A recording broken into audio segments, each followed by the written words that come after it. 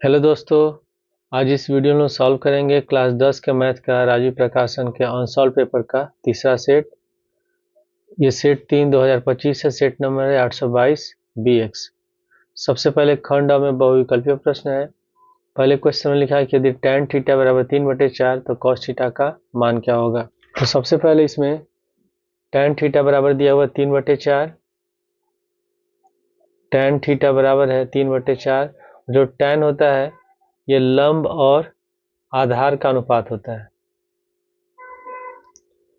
तो और कॉस का जो होता है, कॉस का होता है आधार बटे कर्ण। आधार बटे कर्ण होता है, यानी कि हमको निकालना होगा इसमें कर्ण। तो पाइथागोरस थ्योरम से हम लोग जानते हैं कि कर्ण स्क्वायर बराबर होता है लंब स्क्वायर प्लस आधार स्क्वायर। तो कर्ण जब स्क्वायर हटाएंगे तो रूट में लिख सकते हैं कर्ण बराबर लंब का स्क्वायर और प्लस आधार का स्क्वायर। तो लंब इसमें 3 है, आधार 4 है, तो 3 का स्क्वायर और प्लस 4 का स्क्वायर और पूरे का रूट। 3 का स्क्वायर होगा 9, 4 का स्क्वायर हो जाएगा 16, 16 9 जोड़ेंगे 25 और 25 का वर्गमूल हो जाएगा 5, यानी कि कर्ण निकल गया 5। तो cos थीटा बराबर होता है आधार बटे कर्ण। आधार इसमें 4 है और कर्ण 5 है, तो इसका आंसर हो जाएगा 4/5, यानी कि जो सी वाला इसमें जो ए वाला ऑप्शन है ये सही होगा। क्वेश्चन 2 में लिखा कि एक पासे को एक बार फेंका जाता है तो एक सम संख्या के आने की प्रायिकता क्या होगी। तो जब पासे में अंक होते हैं वो होते हैं 1 2 3 4 5 और 6 होता है। तो जब हम प्रायिकता निकालते हैं तो प्रायिकता का जो सूत्र होता है वो होता है अनुकूल परिणाम बटे कुल परिणाम। तो यानी कि पासे में 6 अंक है तो कुल परिणाम हमारा 6 हो जाएगा, कुल परिणाम हो जाएंगे 6। अनुकूल परिणाम पूछ रहा है तो इसमें बताना है कि सम संख्या आने की प्रायिकता क्या है। तो इसमें सम संख्या हम लोग क्या है 2 4 6, 2 4 और 6 है। तो इसमें अनुकूल परिणाम हो जाएंगे 3, कुल मिलाकर 3 सम संख्या है। तो प्रायिकता का हो जाएगा अनुकूल परिणाम बटे कुल परिणाम। तो 3 एकम 3, 3 दूनी 6, तो आंसर हो जाएगा 1/2। तो दूसरे का ऑप्शन होगा बी। क्वेश्चन 3 में लिखा है कि निम्नलिखित बारहमारता बंटन का माध्यक वर्ग क्या होगा। इसमें वर्ग अंतराल है और बारहमारता दिया हुआ है। तो जब भी हम माध्यक वर्ग निकालते हैं या माध्यक निकालते हैं तो उसमें हम हमेशा निकालते हैं संचयी बारहमारता। तो सबसे पहले हम लिख लेते हैं इसमें बारहमारता दिया हुआ है 0 से 10, उसके बाद है 10 से 20, 20 से 30, 30 से 40 और 40 से 50। ये दिया हुआ बारंबारता, सॉरी ये वर्ग अंतराल दिया हुआ है, ये हो गया हम लोग का बारंबारता। और इसमें बारंबारता जो होता है उसको एफ से सूचित करते हैं। तो यह है 7 8 15 10 और 5। उसके बाद फिर हम निकालते हैं इसमें, जब भी हम माध्यक निकालते हैं उसमें हम निकालते हैं संचयी बारंबारता। संचयी बारंबारता और इसको हम सूचित करते हैं CF से। तो संचयी बारंबारता निकालने के लिए सबसे पहले जो बारंबारता का पहला अंक होता है उसको लिख लेंगे 7, फिर 7 में 8 जोड़ेंगे 15, फिर 15 में 15 जोड़ेंगे 30, उसके बाद 30 में 10 जोड़ेंगे 40 और 40 में 5 जोड़ देंगे 45। इसके बाद ये निकल गया संचयी बारंबारता। फिर हम क्या करते हैं इसमें जो बारंबारता होता है इसका योगफल निकालते हैं, जिसको हम सूचित करते हैं स्मॉल एन से। जब सबको जोड़ेंगे तो यहाँ पे जो योगफल हमारा 45 है इसके बराबर आना चाहिए। तो इसको जोड़ लेते हैं 8 7 15, 15 15 30, 10 40 5 45। तो ये दोनों बराबर आना चाहिए। अब हमको माध्यक वर्ग निकालने के लिए हम इसमें निकालते हैं n/2, यानी कि जो बारंबारता का जो टोटल जोड़ आया सम आया उसको हम इसके जगह लिखेंगे, n की जगह तो हो जाएगा 45/2 और भाग देंगे तो ये होगा हम लोग का 22.5, 22.5 हो गया। अब ये 22.5 जो मान निकला है इसको हम संचयी बारंबारता में देखते हैं। तो जो हम ये मान ये निकाले हैं इसमें हमको देखना है कि ये इससे कम नहीं होना चाहिए। जो भी हम इसमें अंक लेंगे ये 22.5 से कम नहीं होना चाहिए, 22.5 से ज़्यादा होना चाहिए। तो जो सबसे पहले ज़्यादा वाला होगा वही हमारा अंक होगा CF में। तो 22.5 है, ये तो 15 है, इससे कम हो जा रहा है, उससे ज़्यादा है 30। तो ये जो होगा ये हम लोग का माध्यक वर्ग हो जाएगा। तो माध्यक वर्ग में जो वर्ग अंतराल होता है उसको लिखते हैं। तो वर्ग अंतराल है 20 से 30, तो इसका माध्यक वर्ग होगा 20 से 30, तो इसका आंसर हो जाएगा सी। क्वेश्चन 4 में लिखा है कि निम्नलिखित सारणी का बहुलक वर्ग क्या होगा। तो बहुलक वर्ग वही वर्ग होता है जिस बहुलक वर्ग की जिस वर्ग अंतराल की बारंबारता सबसे अधिक होती है। तो इसमें सबसे अधिक बारंबारता 11 है, तो इसका बहुलक वर्ग होगा 10 से 15। तो इसका जो ऑप्शन होगा ये सही होगा डी। क्वेश्चन 5 में लिखा है कि निम्नलिखित में कौन सी घटना की प्रायिकता नहीं हो सकती है। तो जब भी हम किसी घटना की प्रायिकता निकालते हैं तो उसका मान 0 नहीं होता है, ठीक है, 0 से बड़ा होता है। मान लेते हैं घटना P है, तो 0 से बड़ा होगा या 1 के बराबर होगा, 1 से छोटा होगा, माइनस में कभी नहीं होगा। तो इसमें जो 5 वाला ऑप्शन है इसमें कुछ बताना है कि कौन सी घटना की प्रायिकता नहीं हो सकती है। तो जो माइनस में दिया ये ऑप्शन हमारा गलत है, ये प्रायिकता नहीं होगी। क्वेश्चन 6 में लिखा है कि यदि 3 cot a बराबर 4 तो 1 माइनस 10 स्क्वायर प्लस बटे 1 प्लस 10 स्क्वायर का मान क्या होगा। तो क्वेश्चन में दिया हुआ है कि 3 cot a बराबर है 4। तो सबसे पहले इसे हम cot a का मान निकाल लेते हैं। तो 3 को ले जाएंगे दाएं साइड, तो cot a बराबर हो जाएगा 4/3। और हम जानते हैं कि जो cot होता है ये tan का उल्टा होता है, क्योंकि इसमें हमको 1 माइनस 10 स्क्वायर बटे 1 प्लस 10 स्क्वायर का मान निकालना है, तो इसमें हम tan का मान निकाल लेते हैं। तो जब cot का उल्टा लिखेंगे तो tan हो जाएगा, और ये हो जाएगा हम लोग का 3/4। अब इसे हम लोग मान रख लेते हैं 1 माइनस 10 स्क्वायर ए बटे 1 प्लस 10 स्क्वायर ए।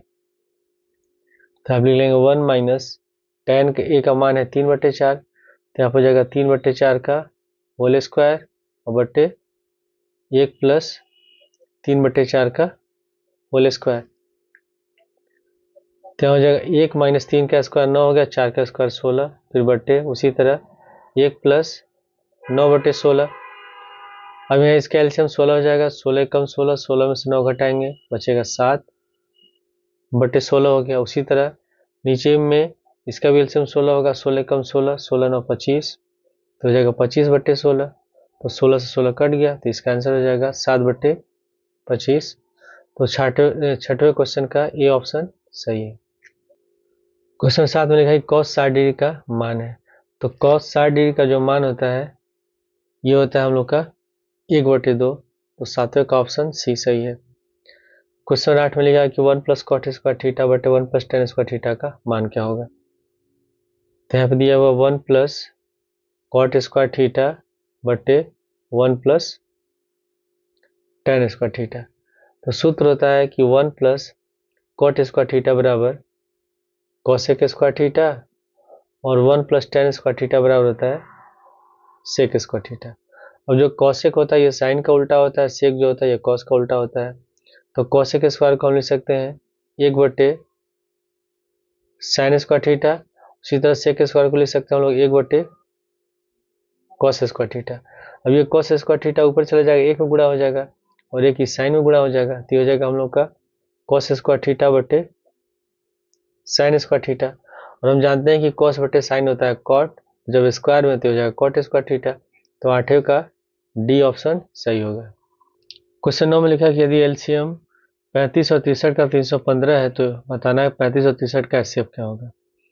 तो हम लोग फॉर्मूला जानते हैं कि एचसीएफ बराबर होता है पहली संख्या गुणे दूसरी संख्या बटे एलसीएम। या हमें दे सकते हैं कि जो 7 है 35 और 63 से कट रहा है और किसी संख्या से कटेगा नहीं। तो कोई भी अगर दो संख्या है, किसी अधिकतम जिस संख्या से कटे वही एचसीएफ होता है। तो 7 से कटा तो एचसीएफ 7 हो जाएगा। या तो हम फॉर्मूला से सॉल्व करेंगे तो एचसीएफ बराबर होगा पहली संख्या गुणे दूसरी संख्या बटे एलसीएम, ये होता है फॉर्मूला। तो इसमें पहली संख्या हमारी 35 होगी, दूसरी संख्या 63, तो आप लिख लेंगे 35 गुणे 63 बटे एलसीएम। एलसीएम में 315, तो आप लिखेंगे 315। अब 63 से ये जो 315 है ये कटेगा 5 बार में, और 5 से 35 कट गया 7 बार में, तो इसका आंसर हो गया 7। तो 9वें का ऑप्शन बी सही है।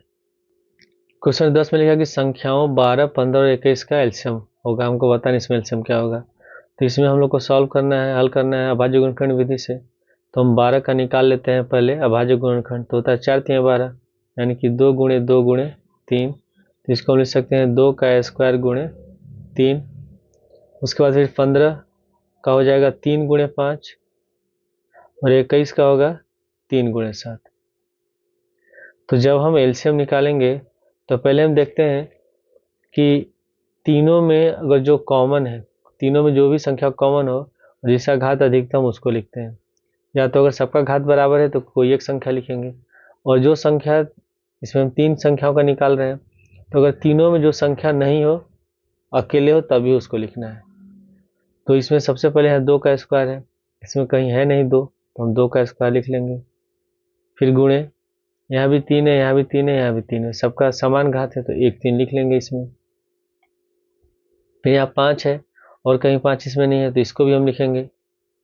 उसके बाद 7 है और कहीं शायद दूसरे इस गुणनखंड में नहीं है तो 7 को भी लिख लेंगे हम लोग, तो उससे गुणा कर लेंगे। तो 2 का स्क्वायर होगा 4, 4 3 12, 12 5 60 और 60 में 7 से गुणा करेंगे तो 420।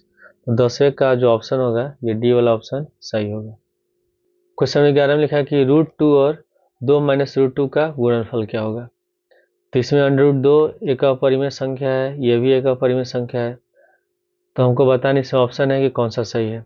तो जब हम √2 और 2 माइनस √2 को गुणा करेंगे तो √2 को 2 से गुणा करेंगे तो हो जाएगा 2√2। उसके बाद 2√2, यहाँ √2 है और √2, यानी कि दोनों को गुणा करेंगे, √2 गुणा करेंगे तो 2 के बराबर हो जाएगा। तो ये हम लोग का होगा अपरिमेय संख्या, ये है परिमेय संख्या। जब अपरिमेय संख्या में से किसी परिमेय संख्या को घटाते हैं तो आंसर हमारा हमेशा अपरिमेय संख्या ही होता है। तो ये 11वें का ऑप्शन होगा ये सही होगा। क्वेश्चन 12 में लिखा है कि बिंदुओं 2, 3 और 4, 1 की बीच की दूरी हमको बताना क्या है। तो इसमें एक बिंदु दिया है 2, 3 और दूसरा है 4, 1।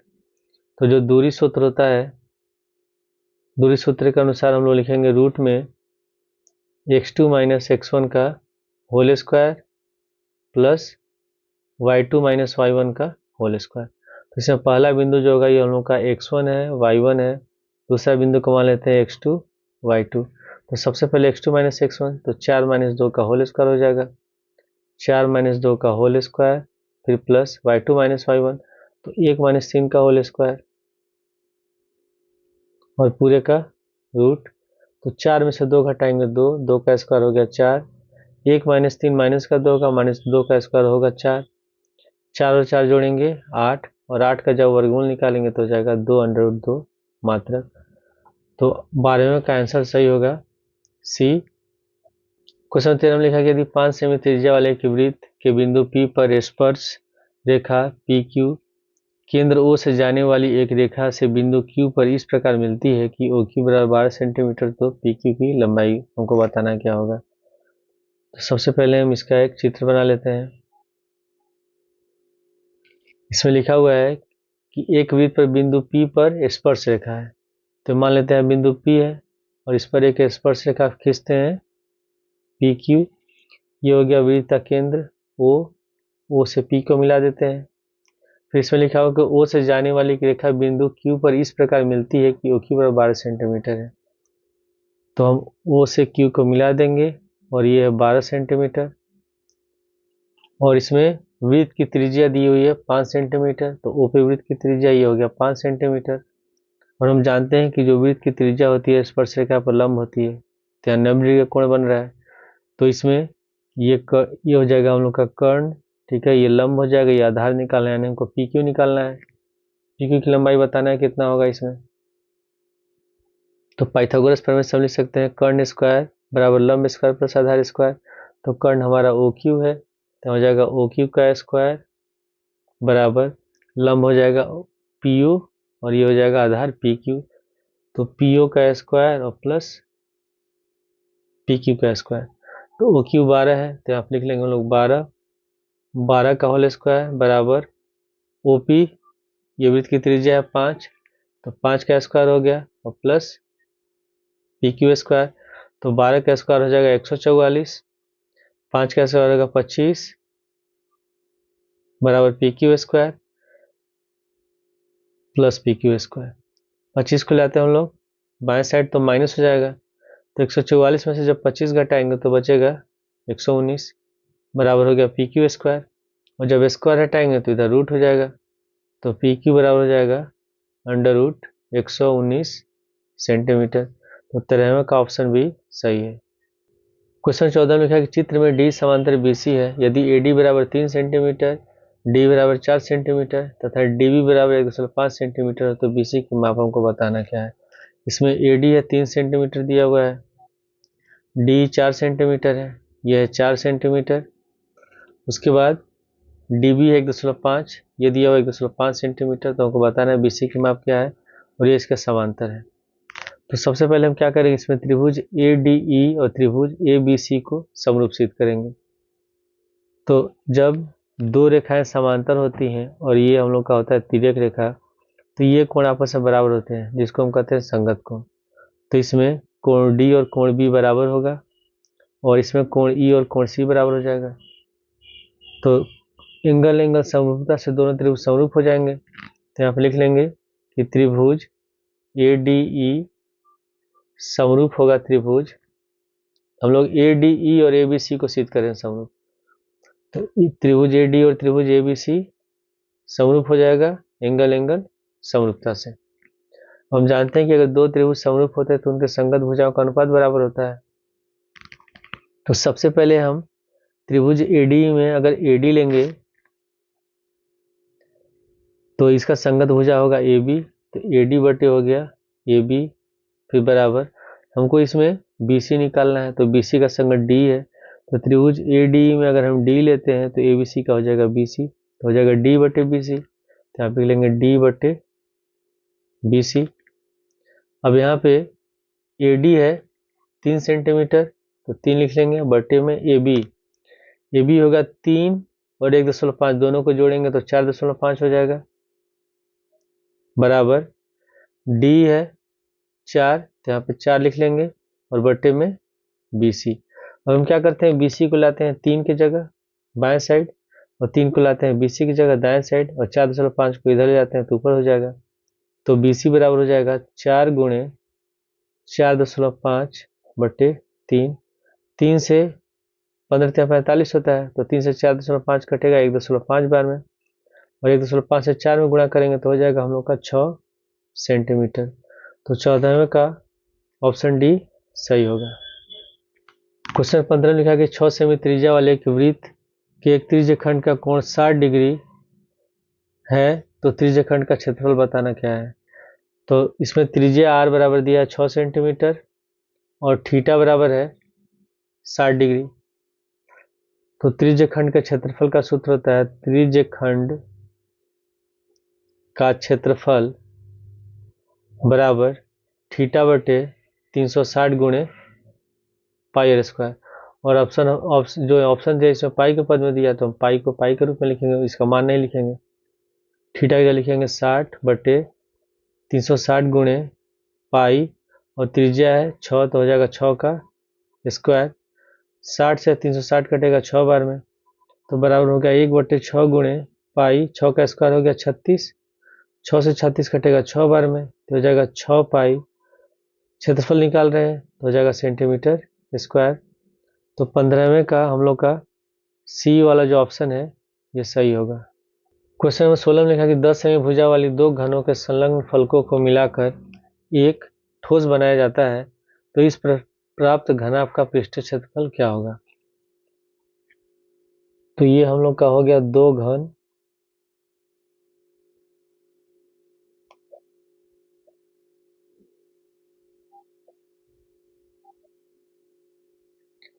और इसमें दिया हुआ है कि इनकी भुजा 10 सेमी है, जो इसका लंबाई होगा चौड़ाई होगा ऊंचाई तीनों आपस में बराबर होगा। तो एक इसका जो भुजा दिया है 10, तो ये 10 है, तो ये भी 10 हो गया, यानी कुल लंबाई हो गई हम लोग की जो घना बन रहा है ये 20 हो जाएगा, फिर चौड़ाई भी 10 होगा और ऊंचाई भी 10 होगा। तो हमको बताना है इसका पृष्ठीय क्षेत्रफल। तो हम लिख लेंगे घनाभ की लंबाई L बराबर 10 + 10 20 सेंटीमीटर, चौड़ाई B बराबर 10 सेंटीमीटर होगा और ऊंचाई भी 10 हो जाएगा, ऊंचाई H बराबर 10 सेंटीमीटर। तो इसमें लिखा प्राप्त घनाभ का पृष्ठीय क्षेत्रफल। तो केवल अगर पृष्ठीय क्षेत्रफल लिखा हो तो हमेशा हम संपूर्ण पृष्ठीय क्षेत्रफल निकालते हैं, कुल पृष्ठीय क्षेत्रफल निकालेंगे। तो यहाँ पर लिख लेंगे हम लोग घनाभ का पृष्ठीय क्षेत्रफल, तो फॉर्मूला होता है 2 गुणे LB + BH + HL। तो जाएगा 2 गुणे L है हम लोग का 20 और चौड़ाई है 10, फिर प्लस B गुणे H तो 10 गुणे 10, फिर प्लस H गुणे L तो 10 गुणे 20।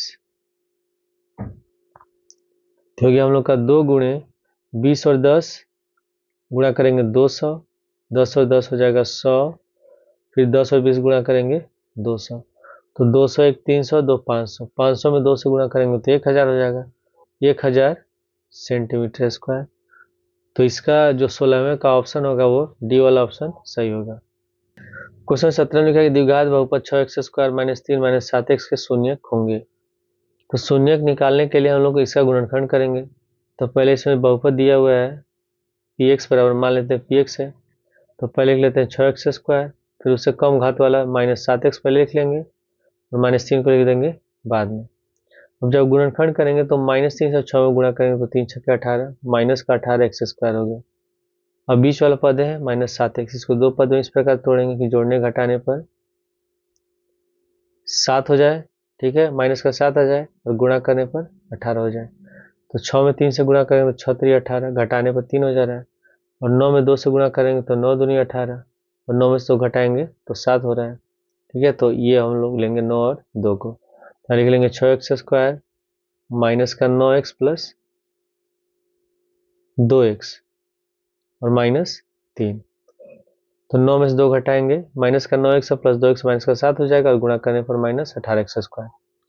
अब इसमें इन दोनों में कॉमन लेना है, तो दोनों में x कॉमन है और 6 और 9 में 3 कॉमन है, तो इसमें से 3x कॉमन ले लेंगे, तो 3 दूनी 6 और 3 3 9 यहाँ हो गया।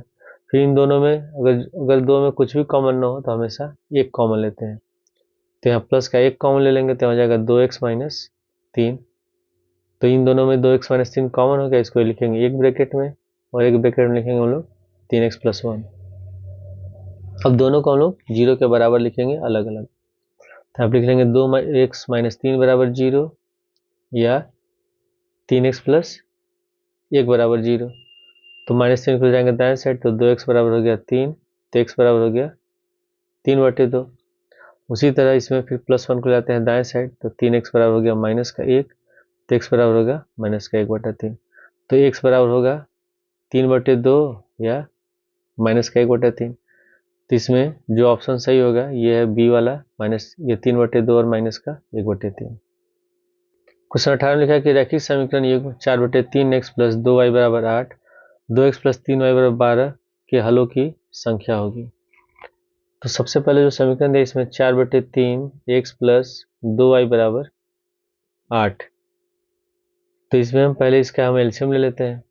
यहाँ पे बटे में दिया हुआ है, तो अगर एलसीएम लेंगे तो हो जाएगा हम लोग का, इसका एलसीएम तो पूरे का 3 होगा, यहाँ होगा 4x, 3 दूनी 6y = 8, 3 को ले जाएंगे दाएं साइड तो 8 3 = 24 हो गया, तो 4x + 6y = 24, 24 को लाते हैं बाएं साइड में, तो हो जाएगा 4x + 6y - 24 = 0। इसको मान लेते हैं समीकरण 1। दूसरा दिया हुआ है 2x + 3y = 12, 2x + 3y = 12, 12 को लाते हैं बाएं साइड में, तो हो जाएगा 2x + 3y - 12 = 0। इसको मान लेते हैं समीकरण 2। अब हम लोग जानते हैं कि अगर दो समीकरण है, कोई भी समीकरण लिखा है a1x + b1y + c1 = 0 के रूप में, और दूसरा समीकरण a2x + b2y + c2 = 0 के रूप में, अगर इस रूप में लिखा हुआ है तो पहले हम निकालते हैं, इसमें इनका अनुपात निकालते हैं, a1 और a2 का निकालते हैं अनुपात, फिर B1 B2 का अनुपात निकालते हैं और C1 C2 का अनुपात निकालते हैं। तो अगर तीनों का अनुपात आपस में बराबर हो तो जो हल होगा वो अनंत होगा। अगर A1 बटे A2 is not equal to B1 upon B2, अगर इन दोनों का अनुपात बराबर नहीं हो तो इसका एक हल होता है, अद्वितीय हल होगा, x और y का एक एक आंसर आएगा। और अगर A1 बटे A2 बराबर हो B1 बटे B2 के और नहीं बराबर हो C1 बटे C2 को, तो इसमें कोई हल नहीं होता है, कोई भी वास्तविक हल नहीं होता है। तो पहले हम इसमें हम निकालते हैं A1 A2 B1 B2। तो इसकी हम तुलना करेंगे A1x plus B1y plus C1 बराबर 0 से। तुलना करते हैं तो A1 की जगह 4 हो जाए तो A1 बराबर 4 हो गया। फिर B1 बराबर 6 और C1 बराबर -24। सीधा दूसरे समीकरण में तो इसमें ये A2x प्लस B2y और प्लस C2 बराबर 0, A2 बराबर 2 होगा इसमें, फिर B2 बराबर 3 होगा और C2 बराबर होगा -12। तो पहले हम निकालते हैं A1 बटे A2। तो A1 हम लोग का 4 है, A2 2 है, तो 2 एकम 2, 2 दूनी 4, तो ये हो गया 2 बटे 1। फिर हम निकालते हैं B1 बटे B2। तो B1 है 6 और B2 है 3, तो 6 बटे 3, 3 दूनी 6, तो ये हो गया 2 बटे 1। फिर हम निकालते हैं इसमें C1 बटे C2। तो C1 है -24 और C2 है -12, तो माइनस माइनस प्लस, 12 दूनी 24, तो ये भी हो गया 2 बटे 1। इसमें तीनों का अनुपात आपस में बराबर आ रहा है, तो जब तीनों का अनुपात आपस में बराबर होगा तो अनंत हल होगा। तो 18 का जो ऑप्शन सही होगा वो बी वाला ऑप्शन सही है। क्वेश्चन 19 में लिखा है कि द्विघात समीकरण 3x² माइनस 4x प्लस 4 बराबर 0 का व्युत्कर होगा। तो जो व्युत्कर होता है उसका सूत्र होता है D बराबर B² माइनस 4AC। तो अगर जो समीकरण होता है ये लिखा हुआ था x² plus bx plus c बराबर 0 के रूप में, ये होता है द्विघात समीकरण। तो जब हम इससे तुलना करेंगे तो a बराबर होगा हम लोग का 3, b बराबर होगा -4√3 -4√3 और c बराबर हो जाएगा 4। तो हम निकालेंगे व्युत्कर, यानी कि d बराबर B² माइनस 4AC। तो d बराबर B² माइनस 4AC, b बराबर लिखेंगे -4√3 -4√3 का होल स्क्वायर, फिर -4 गुणे a बराबर है 3 और c बराबर है 4, तो 3 गुणे 4, -4 है, माइनस का स्क्वायर प्लस हो गया, 4 का स्क्वायर होगा 16, √3 का स्क्वायर है 3, तो 16 3 48, इसे गुणा करेंगे 4 3 12, 12 चौके 48, 48 में से 48 घटाएंगे 0। तो इसका जो ऑप्शन सही होगा 19 का सी वाला ऑप्शन सही है। क्वेश्चन 20 में लिखा है कि AP है और इसमें दिया हुआ 3 + 3√2, 3 + 2√2, 3 + 3√2 का सार अंतर बताना है। तो अगर कोई भी संख्याओं की सूची AP में दिया हुआ है तो सार अंतर जब निकालते हैं तो D बराबर होता है A2 - A1, दूसरे से पहले को माइनस करते हैं या तीसरे में से दूसरे को माइनस करते हैं। तो पहले से AP में दिया हुआ है तो ये हम लोग का पहला पद है या दूसरा पद है। तो जब हम सार अंतर D निकालेंगे तो दूसरे में से पहले को माइनस कर देंगे, यानी कि 3 + √2 में से 3 को माइनस करेंगे, तो 3 से 3 कट गया तो √2 हो जाएगा इसका आंसर। तो 20 का जो आंसर सही होगा ये D सही है। खंड ब है वर्णात्मक प्रश्न। पहले में लिखा है सभी खंड कीजिए। ये में कि सिद्ध कीजिए कि 6√3 एक अपरिमेय संख्या है। तो किसी भी संख्या को अपरिमेय सिद्ध करने के लिए सबसे पहले हम उसको मानते हैं परिमेय। तो आप लिख लेंगे पहले, माना 6√3 एक परिमेय संख्या है, परिमेय संख्या है। जब परिमेय संख्या तो इसको P बटे Q या A बटे B के रूप में लिख सकते हैं। तो हम लिख लेंगे हम लोग 6√3 बराबर A बटे B, जहाँ A तथा B सहअभाज्य संख्या है, सहअभाज्य संख्याएं हैं। सहअभाज्य संख्या कहते हैं ऐसी संख्याएं जिनका HCF 1 हो और इसमें b जो होगा वो 0 के बराबर नहीं होगा। अब हम इसमें क्या करते हैं, जो हम लोग का अपरिमेय संख्या उसको रखेंगे बाएं साइड और बाकी के पद को ले जाते हैं दाएं साइड। तो √3 हमारा अपरिमेय संख्या है, इसको बाएं साइड रखेंगे, 6 को ले जाते हैं दाएं साइड। तो √3 बराबर हो जाएगा a/6b। ठीक है। अब यहाँ पे जो √3 है हम लोग जानते हैं कि अपरिमेय संख्या है और इसमें a और b पूर्णांक है, ये सभाज्य संख्या है, इसका मतलब ये पूर्णांक है। तो a/6 भी लिखा हुआ है, तो ये हम लोग का परिमेय संख्या हो जाएगा, लेकिन ये परिमेय संख्या है। तो अपरिमेय संख्या और परिमेय संख्या कभी आपस में बराबर हो ही नहीं सकते हैं। तो हम लिखेंगे जो हमने माना ये गलत है, इसलिए 6√3 एक परिमेय संख्या है। तो यहाँ पे लिख लेंगे हम लोग कि a, b तथा 6 पूर्णांक है, इसलिए a/6b एक परिमेय संख्या है, परंतु ये जो √3 अपरिमेय है, परंतु √3 एक अपरिमेय संख्या है, अपरिमेय संख्या है। और हम जानते हैं कि परिमेय और अपरिमेय कभी आपस में बराबर हो ही नहीं सकते हैं। तो हम लिखेंगे यह विरोधाभास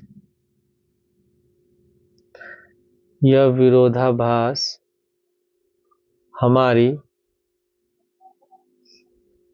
गलत कल्पना के कारण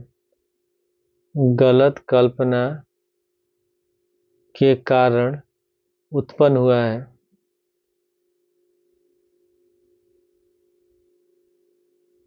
कि 6√3 एक परिमेय संख्या, इसको उन्होंने परिमेय माना है कि 6√3 एक परिमेय संख्या है। अतः 6√3 एक अपरिमेय संख्या है, अपरिमेय संख्या है। क्वेश्चन ख में लिखा कि यदि बिंदु Q 0,1, बिंदु P 5, -3 और R x, 6 से समदूरस्थ हैं तो x का मान ज्ञात कीजिए। तो मान लेते हैं बिंदु Q है जिसका निर्देशांक है 0,1 और यहाँ से दो बिंदु बराबर दूरी पर, समदूरस्थ का मतलब बराबर दूरी, ये P है जिसका निर्देशांक मान दिया है 5, -3 और Q ये R जिसका निर्देशांक है x, 6। तो दिया है कि ये Q से P और R दोनों बराबर दूरी पर है, तो जब बराबर दूरी पर होंगे तो PQ बराबर होगा RQ, या हम लिख सकते हैं QP बराबर QR, QP बराबर QR। ठीक है। अब जब हम दूरी सूत्र का यूज करते हैं तो दूरी सूत्र में हम लिखते हैं रूट में x2 - x1 का होल स्क्वायर और प्लस y2 - y1 का होल स्क्वायर रूट के अंदर लिखते हैं। तो अगर हमको रूट हटाना हो तो हम क्या करते हैं, दोनों साइड स्क्वायर करते हैं। तो इसके लिए हम क्या करेंगे, पहले ही हम दोनों साइड इसमें स्क्वायर कर देंगे। तो जब स्क्वायर कर देंगे तो हो जाएगा QP का स्क्वायर बराबर QR का स्क्वायर। जब हम स्क्वायर कर देंगे तो दूरी सूत्र में रूट नहीं लगाएंगे। तो इस वाले बिंदु को हम मान लेते हैं x1 y1, इसको मानते हैं x2 y2 PQ के लिए। तो पहले हो जाएगा 5 - 0 का होल स्क्वायर, 5 - 0 का होल स्क्वायर, फिर प्लस यहाँ पे होगा -3 - 1 का होल स्क्वायर। तो यहाँ पे लिख लेंगे हम लोग -3 - 1 का होल स्क्वायर। अब यहाँ पे हम लोग रूट नहीं लगाएंगे क्योंकि यहाँ स्क्वायर हम लोग लगाया है। उसके बाद एक QR स्क्वायर, तो ये बिंदु हम लोग मान लेते हैं x1 y1, ये x2 y2 है, तो होगा x - 0 का होल स्क्वायर, फिर प्लस यहाँ होगा 6 - 1 का होल स्क्वायर, तो यहाँ होगा 5 - 0, तो 5 होगा, 5 का होल स्क्वायर हो गया 25, -3 - 1 -4 -4 का स्क्वायर होगा 16, यहाँ होगा x - 0 x स्क्वायर और 6 में से 1 घटाएंगे बचेगा 5, 5 का स्क्वायर हो गया 25, 25 और 25 कैंसिल हो गया, बच गया 16, स्क्वायर हटाएंगे इधर हो जाएगा अंडर रूट, तो प्लस माइनस अंडर रूट 16 बराबर x, और 16 जो 16 होता है इसका वर्गमूल होता है 4। तो x बराबर हो गया +-4 और ये हमारा आंसर है। क्वेश्चन ग में लिखा कि वो अनुपात ज्ञात कीजिए जिसमें y अक्ष बिंदुओं 5, -6 और -1, -4 को जोड़ने वाले रेखाखंड को विभाजित करता है। तो मान लेते हैं ये हम लोग का बिंदु A और B है। ये का निर्देशांक है, मान लेते हैं 5, -6 और B का निर्देशांक मान लेते हैं -1, -4। और इसमें लिखा है कि y अक्ष जो होता है इस रेखाखंड को विभाजित कर रहा है। तो y अक्ष पर कोई भी बिंदु होगा तो उसका निर्देशांक हमेशा लिखते हैं हम लोग 0, y के रूप में। तो मान लेते हैं ये बिंदु P है और इसका निर्देशांक है 0, y जो इसको विभाजित कर रहा है। तो हमको बताना है अनुपात, यानी कि P जो है इसको किस अनुपात में विभाजित करता है। तो हम क्या करते हैं, इस तरह क्वेश्चन में सबसे आसान तरीका है, हम मान लेते हैं कि K और 1 के अनुपात में विभाजित हो रहा है। तो इसमें हम लगाएंगे दूरी सूत्र।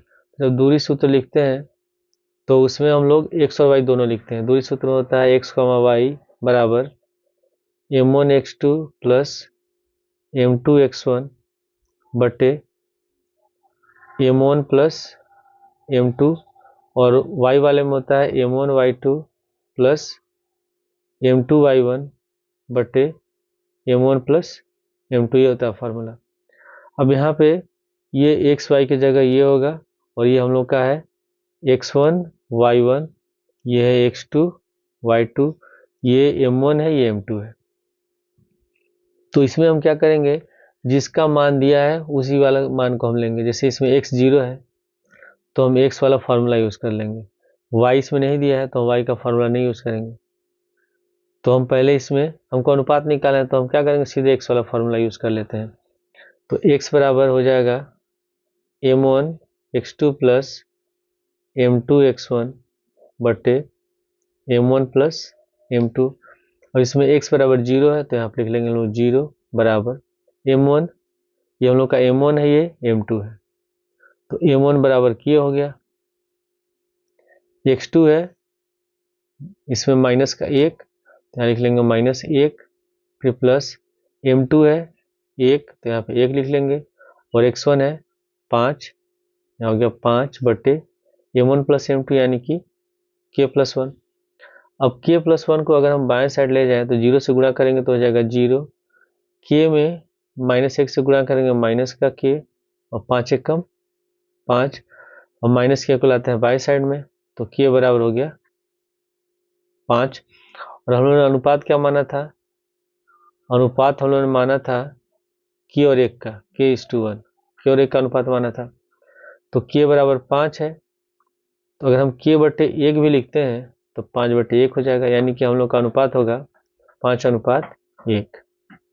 क्वेश्चन घ में लिखा है कि सिद्ध कीजिए कि √1 माइनस कॉस थीटा बटे 1 प्लस कॉस थीटा बराबर cosec theta minus cot theta. तो ये LHS है, ये RHS है, LHS बराबर RHS हम लोग को सिद्ध करना है।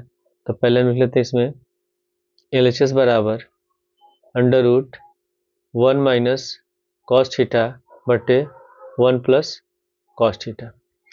अब हम इसमें इसका परिमेयकरण करेंगे और अंश और हर में हम लोग √1 माइनस कॉस थीटा से गुणा कर देंगे।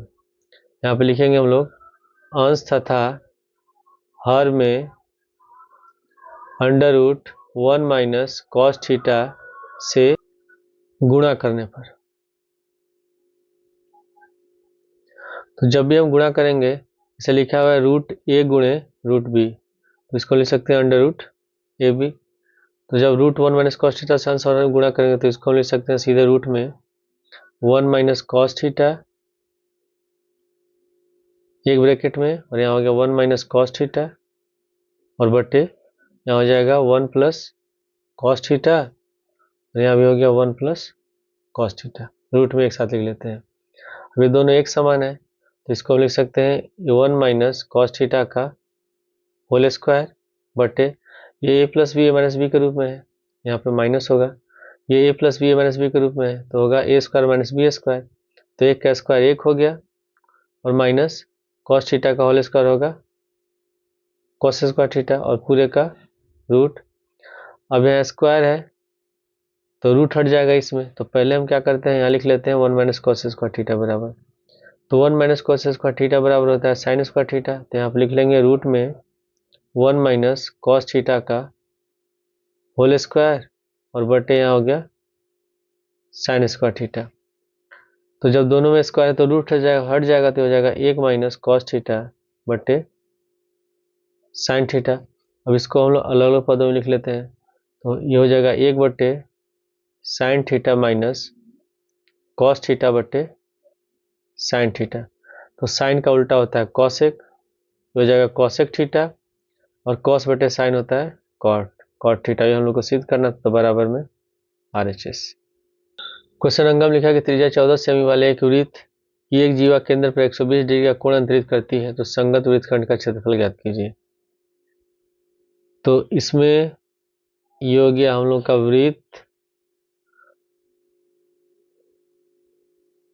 ये केंद्र हो गया है, इसकी त्रिज्या है 14 सेंटीमीटर, और इसमें ये जीवा मान लेते हैं AB है जो केंद्र पर 120 डिग्री का कोण बना रही है। तो हमको बताना संगत वृत्तखंड का क्षेत्रफल, इसका क्षेत्रफल, ठीक है। और इसमें इसका जो आंसर शीट दिया है गलत दिया है, उसमें ये त्रिज्य खंड का क्षेत्रफल निकाला है और हमको निकालना है, इसमें क्वेश्चन में दिया है वृत्तखंड का क्षेत्रफल।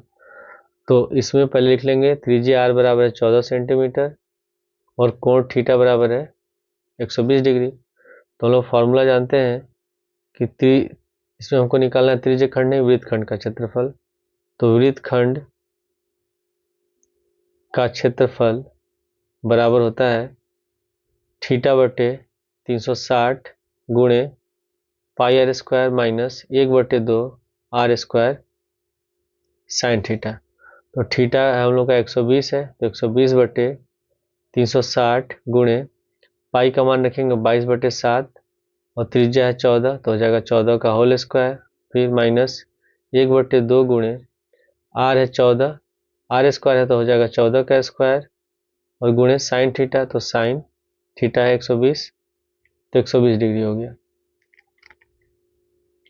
अब यहाँ 12 से 360, 0 से 0 कट गया, 12 से 36 कटेगा 3 बार में, तो 3 हो जाएगा। तो हम लिख लेंगे 1/3 गुणे 22/7, 14 के स्क्वायर लिख सकते हैं हम लोग 14 गुणे 14, फिर माइनस यहाँ पर हो गया 1/2 गुणे 14 के स्क्वायर को लिख सकते हैं हम लोग 14 गुणे 14, और साइन 120 डिग्री का मान होता है अंडर रूट 3/2। 7 से 14 कट जाएगा 2 बार में। अभी हम गुणा करेंगे हम लोग, और कोई संख्या तो इसमें कटेगा नहीं, तो इसमें हम लोग गुणा कर देंगे 22, 2 और 14 को, तो गुणा करेंगे तो आएगा हम लोग का 1056, और बटे में हो गया 3, माइनस इसमें 2 से 14 कटेगा 7 बार में, इसमें भी 2 से 14 कट गया 7 बार में, तो 7 से 49 अंडर रूट 3। और क्वेश्चन में रूट 3 का मान तो दिया नहीं है, तो हम लोग इतना ही लिखेंगे, और यहाँ जब क्षेत्रफल निकाल लेते हो जाएगा सेंटीमीटर स्क्वायर। ये हमारा आंसर है। क्वेश्चन 4 में लिखा कि 52 पद्मों की एक अच्छी प्रकार से फेंटी गई गड्डी में से एक पत्ता निकाला जाता है, निम्नलिखित में के प्राप्त करने की प्रायिकता ज्ञात कीजिए। पहला है लाल रंग का एक बादशाह और एक तस्वीर वाला पत्ता, एक फेस कार्ड। तो कुल 52 पत्ते हैं इसमें, तो कुल परिणाम इसमें हो जाएंगे हम लोग के 52। कुल परिणाम ये हो गया 52। तो पहले इसे बताना लाल रंग का बादशाह, तो इसमें लाल रंग के 13 2 पत्ते होते हैं, ठीक है। एक तो होता है हार्ट वाला पत्ता होता है, ठीक है, और एक होता है डायमंड, 2 पत्ते होते हैं। और इसमें यह भी लाल रंग का होता है, यह भी लाल रंग का होता है।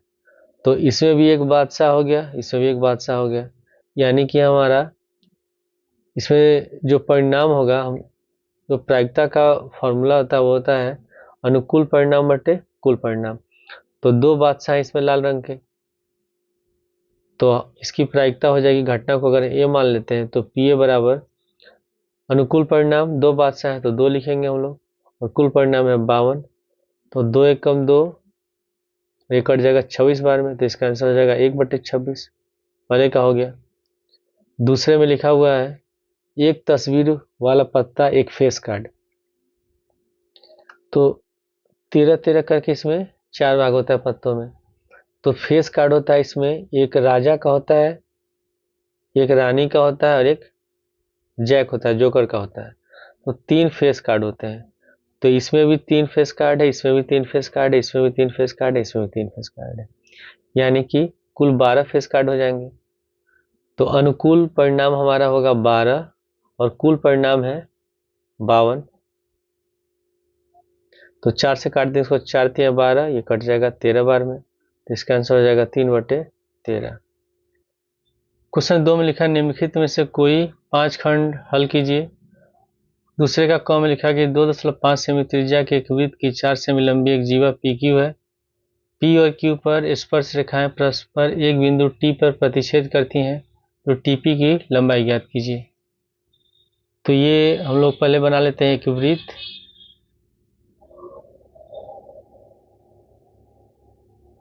ये हो गया हम लोग का वृत्त का केंद्र और इस पर एक जीवा है पी क्यू,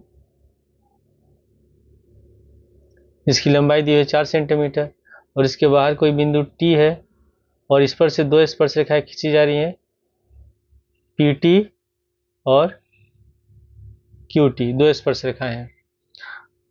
ये वृत्त का केंद्र हो गया। ओ से हम पी को मिला देते हैं और फिर टी से ओ को मिलाएंगे। जब टी से ओ को मिलाएंगे तो ये इस पर लंब हो जाएगा और हम जानते हैं कि वृत्त के केंद्र से खींचा गया लंब जीवा को समद्विभाजित करता है और इसमें जीवा की लंबाई 4 सेंटीमीटर है। तो ये 2 सेंटीमीटर यहाँ से यहाँ तक हो जाएगा, इसको हम नाम देते हैं आर, और ये भी हो जाएगा 2 सेंटीमीटर।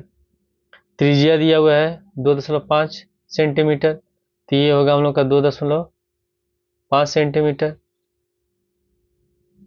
पी को हम मान लेते हैं x और टी आर को मान लेते हैं हम लोग y। हमको इसमें बताना है टीपी की लंबाई, इसकी लंबाई क्या है। अब यहाँ पे समकोण त्रिभुज बन रहा है तो हम इसमें ओ आर की लंबाई पहले निकाल लेते हैं। तो समकोण त्रिभुज पी आर ओ में ये कर्ण हो जाएगा, ये लंब हो गया, ये आधार हो गया। तो यहाँ पे लिख लेंगे हम लोग समकोण त्रिभुज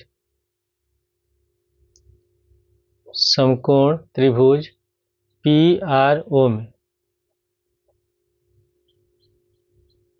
तो ये हम लोग का आधार हो गया।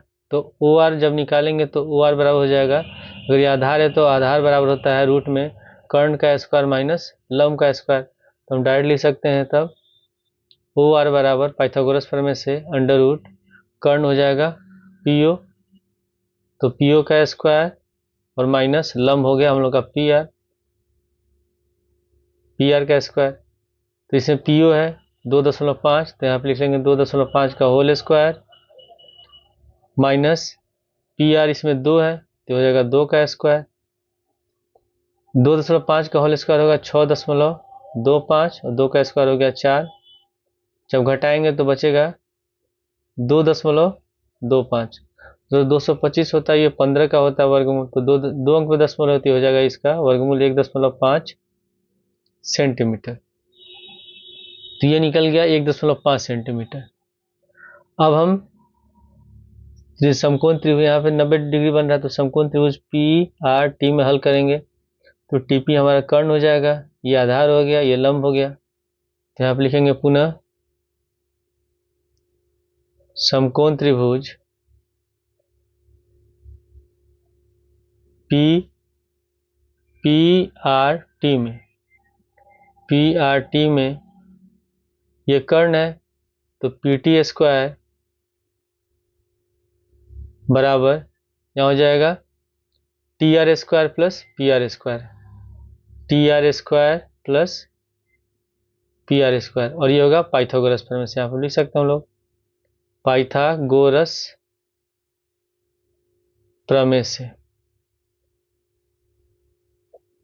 तो इसमें पी टी को हम लोग माना है x और टी आर को माना है y और ये 2 सेंटीमीटर है। तो यहाँ हो जाएगा x स्क्वायर बराबर टी आर y है y स्क्वायर और पी आर 2 है तो 2 का स्क्वायर, तो x स्क्वायर बराबर y स्क्वायर प्लस 4।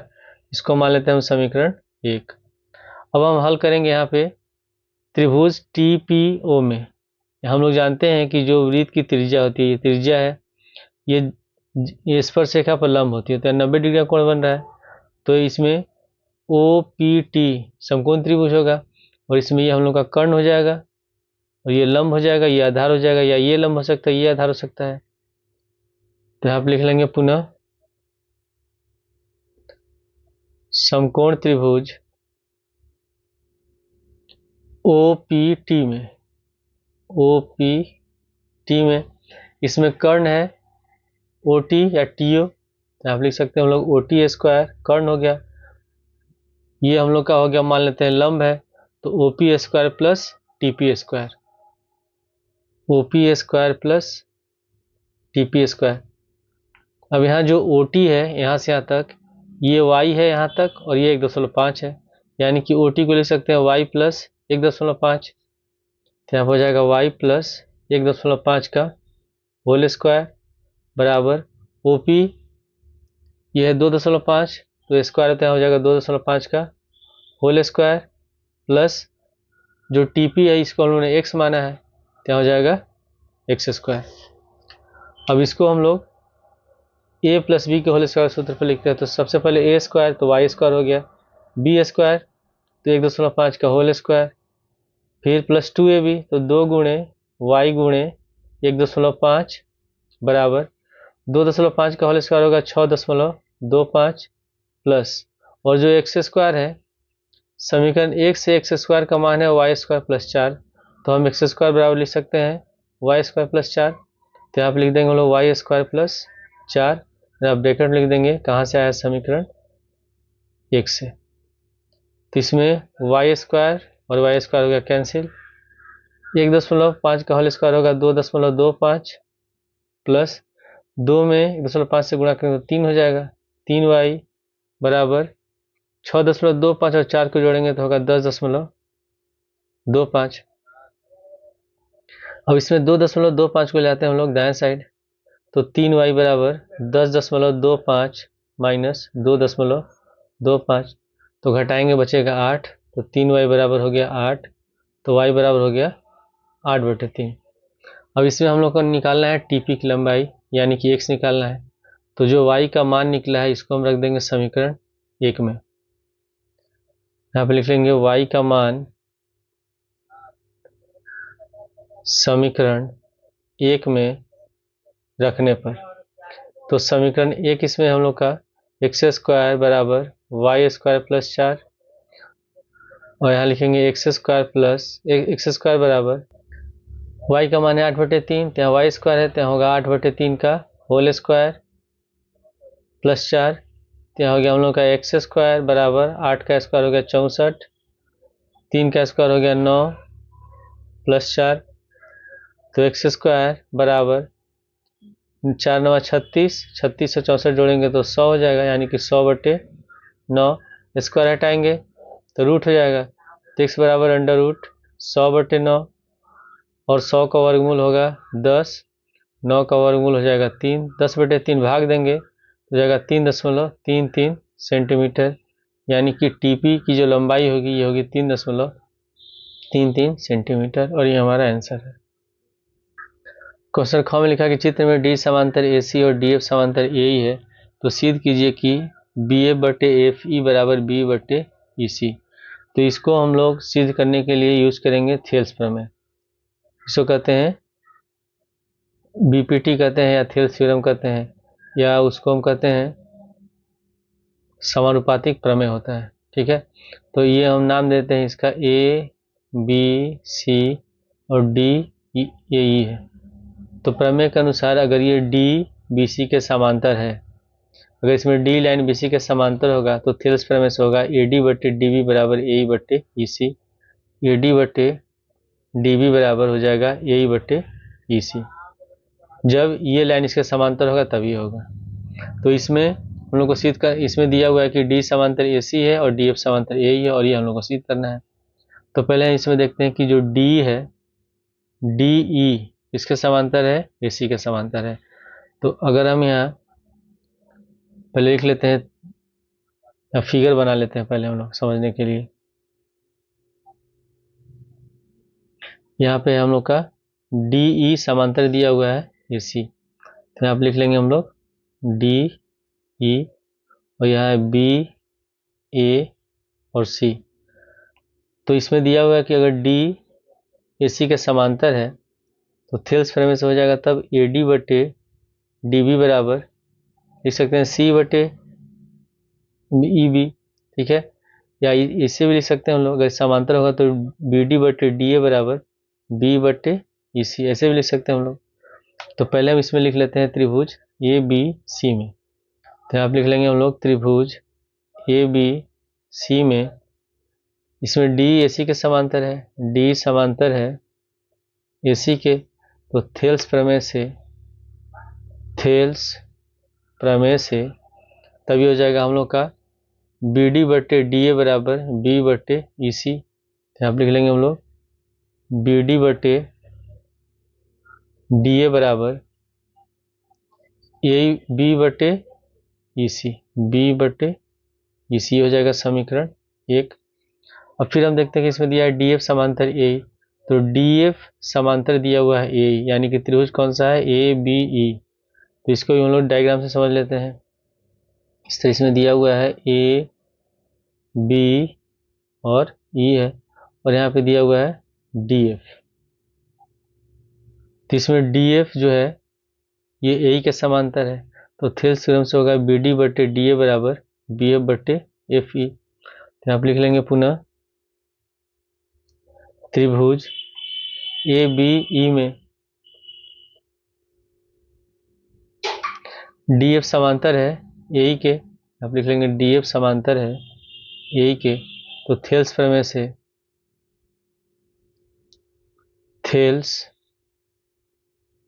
से तो हम लिख सकते हैं बी डी बटे डी ए बराबर बी एफ बटे एफ ई। तो बी डी बटे डी ए बराबर बी एफ बटे एफ ई, और इसको मान लेंगे हम लोग समीकरण 2। अब हम समीकरण 1 और समीकरण 2 की तुलना करते हैं। इसमें दोनों का बायां पक्ष बराबर है, तो जब बायां पक्ष बराबर होगा तो दायां पक्ष बराबर होगा। तो आप लिख लेंगे समीकरण 1 तथा 2 से, समीकरण 1 तथा 2 से बी बटे ई सी बराबर बी एफ बटे एफ ई, बी ई बटे ई सी बराबर बी एफ बटे एफ ई, और ये हम लोग को सिद्ध करना था। क्वेश्चन गम लिखा है किसी एपी के प्रथम 9 पदों का योग 81 है और प्रथम 17 पदों का योग 289 है, तो उसका प्रथम पद और सारवंतर ज्ञात कीजिए। तो मान लेते हैं प्रथम पद इसका ए है, प्रथम पद स्मॉल ए, और सारवंतर मान लेते हैं स्मॉल डी है। और इसमें 9 पदों का योग दिया है 81, यानी कि एस 9 बराबर है 81, और 17 पदों का योग दिया है 289, तो एस 17 बराबर दिया है 289। अब इसमें एन पदों का योगफल का सूत्र होता है कि एन एस एन बराबर एन बटे 2 2a प्लस एन माइनस 1 गुणे डी, ये होता है फॉर्मूला। तो जब हम यहाँ S9 लिखेंगे तो S9 बराबर तो 81 दिया हुआ है, तो हम यहाँ पर लिख लेंगे 81, और सूत्र के अनुसार जब इसको लिखेंगे तो पहले n बटे 2 है तो हो जाएगा 9 बटे 2, उसके बाद गुणे फिर 2a, तो 2 गुणे ये तो इसमें दिया नहीं है तो यहाँ पर 2a ही लिख लेते हैं, फिर प्लस n बराबर है 9, तो यहाँ हो जाएगा 9 माइनस 1 गुणे डी बराबर यहाँ हो गया 81। अब यहाँ पर हो जाएगा 9 बटे 2 गुणे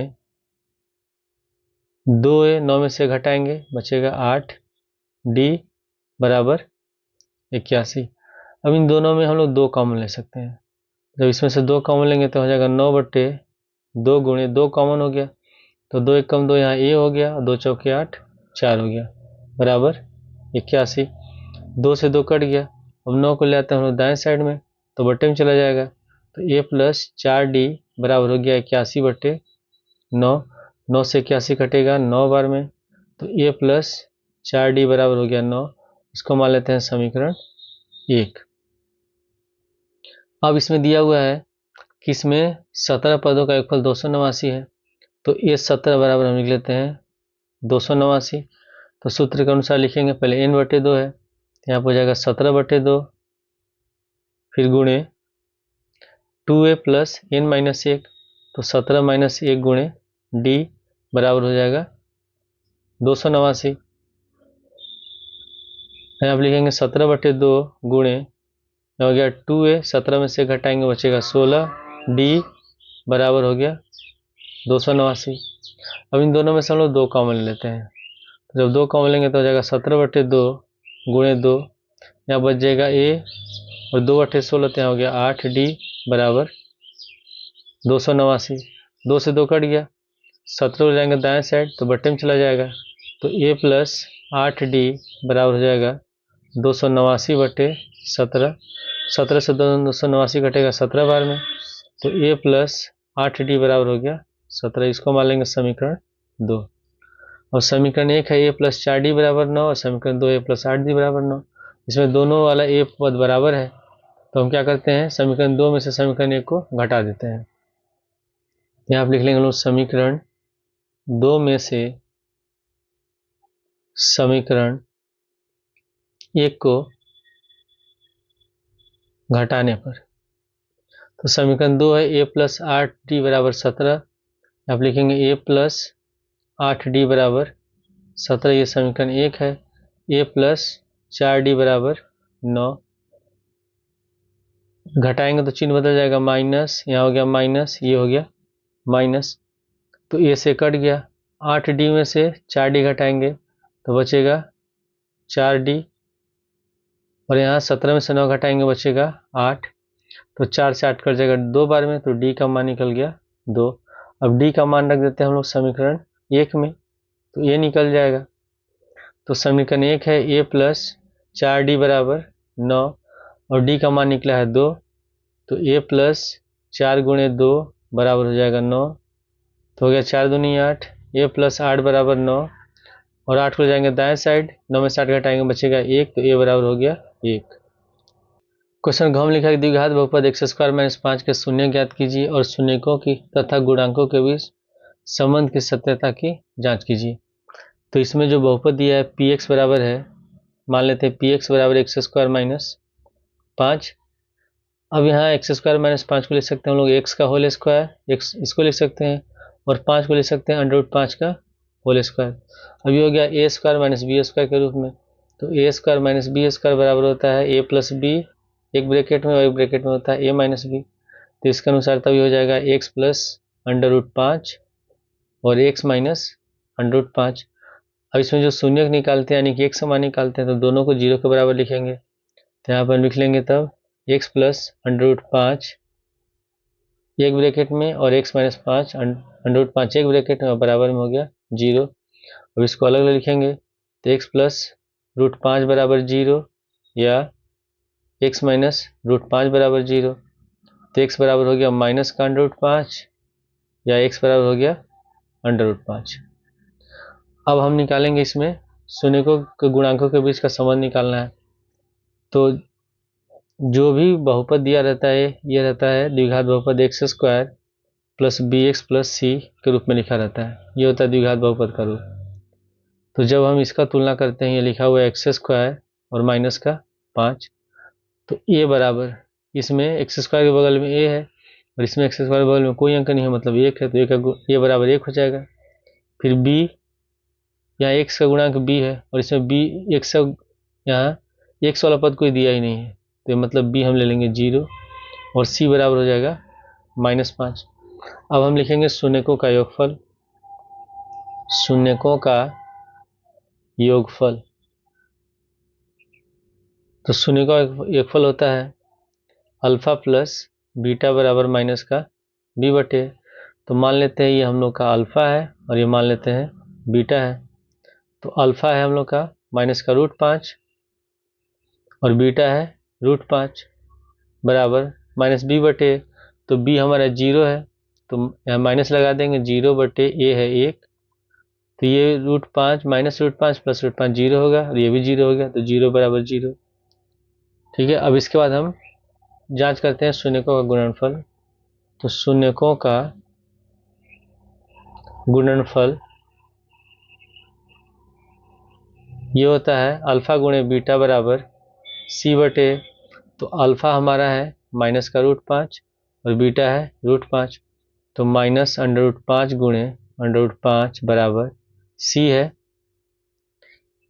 -5, तो आप लिखेंगे -5 और बटे 1, तो √5 और √5 को गुणा करेंगे तो 5 हो जाएगा, तो -5 बराबर हो गया -5। क्वेश्चन नंबर में लिखा है कि निम्नलिखित सारणी 35 नगरों की साक्षरता दर प्रतिशत में दर्शाती है, माध्य साक्षरता दर ज्ञात कीजिए। ये वर्ग अंतराल दिया हुआ है और ये है बारंबारता। तो पहले हम लिख लेते हैं वर्ग अंतराल, तो इसमें यहाँ पे सबसे पहले है 45 से 55, फिर उसके बाद है 55 से 65, 65 से 75, 75 से 85 और 85 से है 95।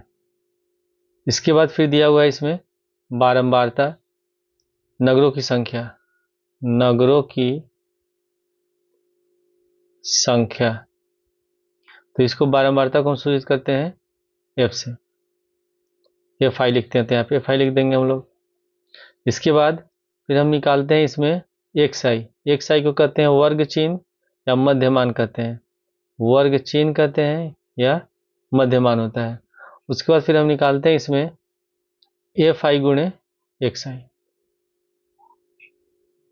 तो सबसे पहले इसमें नगरों की संख्या यानी कि जो बारंबारता दी है उसको लिख लेंगे, 3 है, फिर 10, 11, 8 और 3 ये दिया हुआ है। इसके बाद लिखा है यहाँ वर्ग चिन्ह, तो जब हम वर्ग चिन्ह निकालते हैं तो उसका सूत्र होता है, ये जो वर्ग अंतराल दिया होता है इसमें ऊपरी सीमा और निम्न सीमा दोनों को जोड़ते हैं और 2 से भाग देते हैं। तो 55 और 45 को जोड़ेंगे तो हो जाएगा 100 और 2 से भाग देंगे तो होगा 50। फिर उसी तरह 55 और 65 को जोड़ेंगे तो ये हो जाएगा 120 और 2 से भाग देंगे तो हो जाएगा 60। अब यहाँ पे हम क्या करते हैं, बार बार वर्ग चिन्ह निकालते हैं। सबसे पहले हम इसमें चेक कर लेते हैं कि जो इसमें का अंतर है सब में बराबर है कि नहीं, तो सब में 10-10 का अंतर है, तो अगर हम एक का वर्ग चिन्ह निकाल लेते हैं तो सब में 10 जोड़ते जाते हैं और अगला वर्ग चिन्ह निकलते जाता है। तो 50 में 10 जोड़ेंगे 60, 60 में 10 जोड़ देंगे 70, 70 में 10 जोड़ देंगे 80, 80 में 10 जोड़ देंगे 90।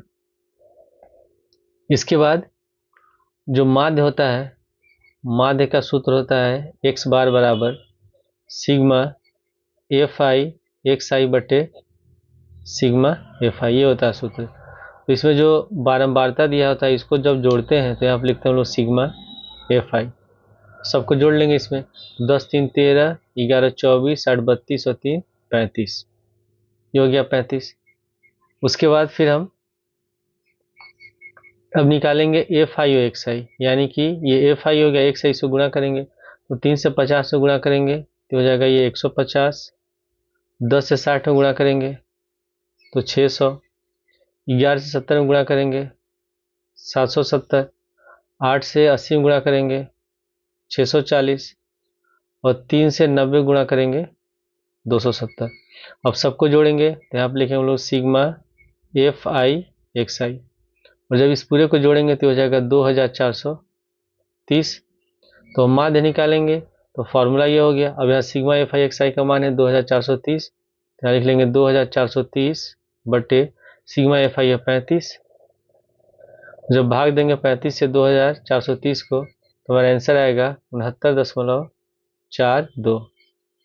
क्वेश्चन 4 में लिखा हुआ है कि निम्नलिखित सारणी किसी अस्पताल में एक विशेष वर्ष में भर्ती हुए रोगियों की आयु को दर्शाती है, इन आंकड़ों के बहुलक और माध्यक ज्ञात कीजिए। तो ये वर्ग अंतराल दिया हुआ है, ठीक है, और ये हम लोग का बारंबारता दिया है, तो हमको इसमें बहुलक निकालना और माध्यक निकालना है। तो पहले हम लिख लेते हैं इससे बारंबारता, तो हो जाएगा 5 से 15, फिर 15 से 25, 25 से 35, 35 से 45, फिर 45 से 55 और 55 से है 65। अब इसके बाद ये जो बारंबारता दिया उसको लिख लेते हैं हम लोग। तो सबसे पहले है 6, फिर 11, 21, 23, 14 और 5। तो जब भी हम बहुलक निकालते हैं तो उसमें हम देखते हैं कि किसमें बारंबारता सबसे अधिक है, तो जो बारंबारता सबसे अधिक होता है वही हमारा बहुलक वर्ग होता है। तो ये हम लोग का हो जाएगा बहुलक वर्ग। तो बहुलक का जो फॉर्मूला होता है, पहले हम लोग फॉर्मूला लिख लेते हैं। बहुलक बराबर होता है, इसमें L plus F1 minus F0 बटे 2F1 minus F0 minus F2 और गुणे H। ये होता है फॉर्मूला बहुलक का। तो इसमें देखते हैं कि जो बारंबारता उसमें किस सबसे अधिक बारंबारता किसकी है। तो सबसे अधिक बारंबारता हो गया तो ये हम लोग का बहुलक वर्ग हो जाएगा। तो बहुलक वर्ग हो गया 35 से 45। तो पहले यहाँ लिख लेंगे हम लोग बहुलक वर्ग बराबर हो गया 35 से 45। तो इसमें बहुलक वर्ग में जो बारंबारता दी है ये होता है F1। एक के पहले आता है 0 तो हो जाएगा F0 और एक के बाद आता है 2 तो हो जाएगा F2। और जो L होता है बहुलक वर्ग में जो निम्न सीमा होता है उसी को हम कहते हैं L। तो L बराबर इसमें 35 हो जाएगा। L बराबर 35 लिख लेते हैं। F0 बराबर 21 है, F1 बराबर 23 है और F2 बराबर 14। तो F2 बराबर हम लिख लेंगे 14। फॉर्मूला में H भी है। H जो होता है इसको हम कहते हैं वर्ग सीमा, यानी कि जो वर्ग अंतराल दिया इसके बीच का जो अंतर है, सब में 10 का अंतर है, तो H बराबर 10 हो जाएगा। अब हम निकालेंगे बहुलक। तो फॉर्मूला लिख लेते हैं। बहुलक बराबर L plus F1 minus F0 बटे 2F1 minus F0 minus F2 गुणे H। तो L बराबर है 35, यहाँ पर लिख लेंगे 35 प्लस F1 है 23 माइनस F0 है 21 बटे 2F1, तो 2 गुणे 23 माइनस F0 है 21 और F2 है 14 और गुणे H। तो H बराबर है 10, यहाँ पे 10 लिख लेंगे हम लोग। तो यहाँ हो गया 35 प्लस 23 में से 21 घटाएंगे बचेगा 2, 23 दूनी हो गया 46 और 21 और 14 ये हो जाएगा 35 और गुणे 10। तो 35 प्लस 10 दूनी 20, 46 में से 35 घटाएंगे तो बचेगा 11। तो यहाँ पे हो जाएगा हम लोग का 35 प्लस, अब 11 में 20 से भाग देते हैं तो 11 के हम 11 बचेगा 9, तो 11 अठे 88। तो जोड़ेंगे तो हो जाएगा आंसर 36.8। अब यहाँ बहुलक निकल गया। फिर इसमें हमको निकालना है माध्यक। तो माध्यक के लिए फिर से हम टेबल बना लेते हैं। तो यहाँ पहले वर्ग अंतराल लिख लेते हैं। वर्ग अंतराल हो जाएगा 5 से 15, 15 से 25, 25 से 35, फिर 35 से 45, 45 से 55 और 55 से हो गया 65। इसके बाद इसमें बारंबारता दिया हुआ है 6, 11, 21, 23, 14 और 5। तो बारंबारता को हम सूचित करते हैं F से। इसके बाद फिर हम निकालते हैं इसमें संचयी बारंबारता। संचयी बारंबारता जब हम निकालते हैं माध्यक, और संचयी बारंबारता को हम सूचित करते हैं CF से। तो CF निकालने के लिए सबसे पहले हम क्या करते हैं, जो बारंबारता में पहला अंक दिया रहता है उसको लिख लेंगे। फिर 6 में जोड़ेंगे 11, ये हो जाएगा 17। फिर 17 में जोड़ेंगे हम लोग 21, तो 7 1 8 2 1 3, ये हो जाएगा 38। उसके बाद फिर 38 में जोड़ेंगे 23, तो 8 3 11, 3 2 5 1 6, 61। 61 में जोड़ेंगे 14, तो हो जाएगा हम लोग का 75, और 75 में 5 जोड़ेंगे तो होगा 80। उसके बाद फिर जो बारंबारता होता है इसको भी हम जोड़ते हैं। तो इसको जोड़ते हैं हम लोग, और इसको हम लोग स्मॉल n से दर्शाते हैं। इसको भी जोड़ लेंगे हम लोग। तो 6 1 7 1 8 3 11 4 15 5 20, हासिल बचा 2 3 2 5 2 7 1 8, 80 हो गया। अब इसके बाद हम निकालते हैं इसमें n/2, यानी कि हो जाएगा 80/2। तो 2 से 80 कटेगा 40 बार में, तो n/2 निकल गया 40। अब ये जो n/2 का मान निकलता है इसको हम संचयी बारंबारता में चेक करेंगे, और वो मान लेंगे जो 40 से ज़्यादा हो, 40 से कम ना हो।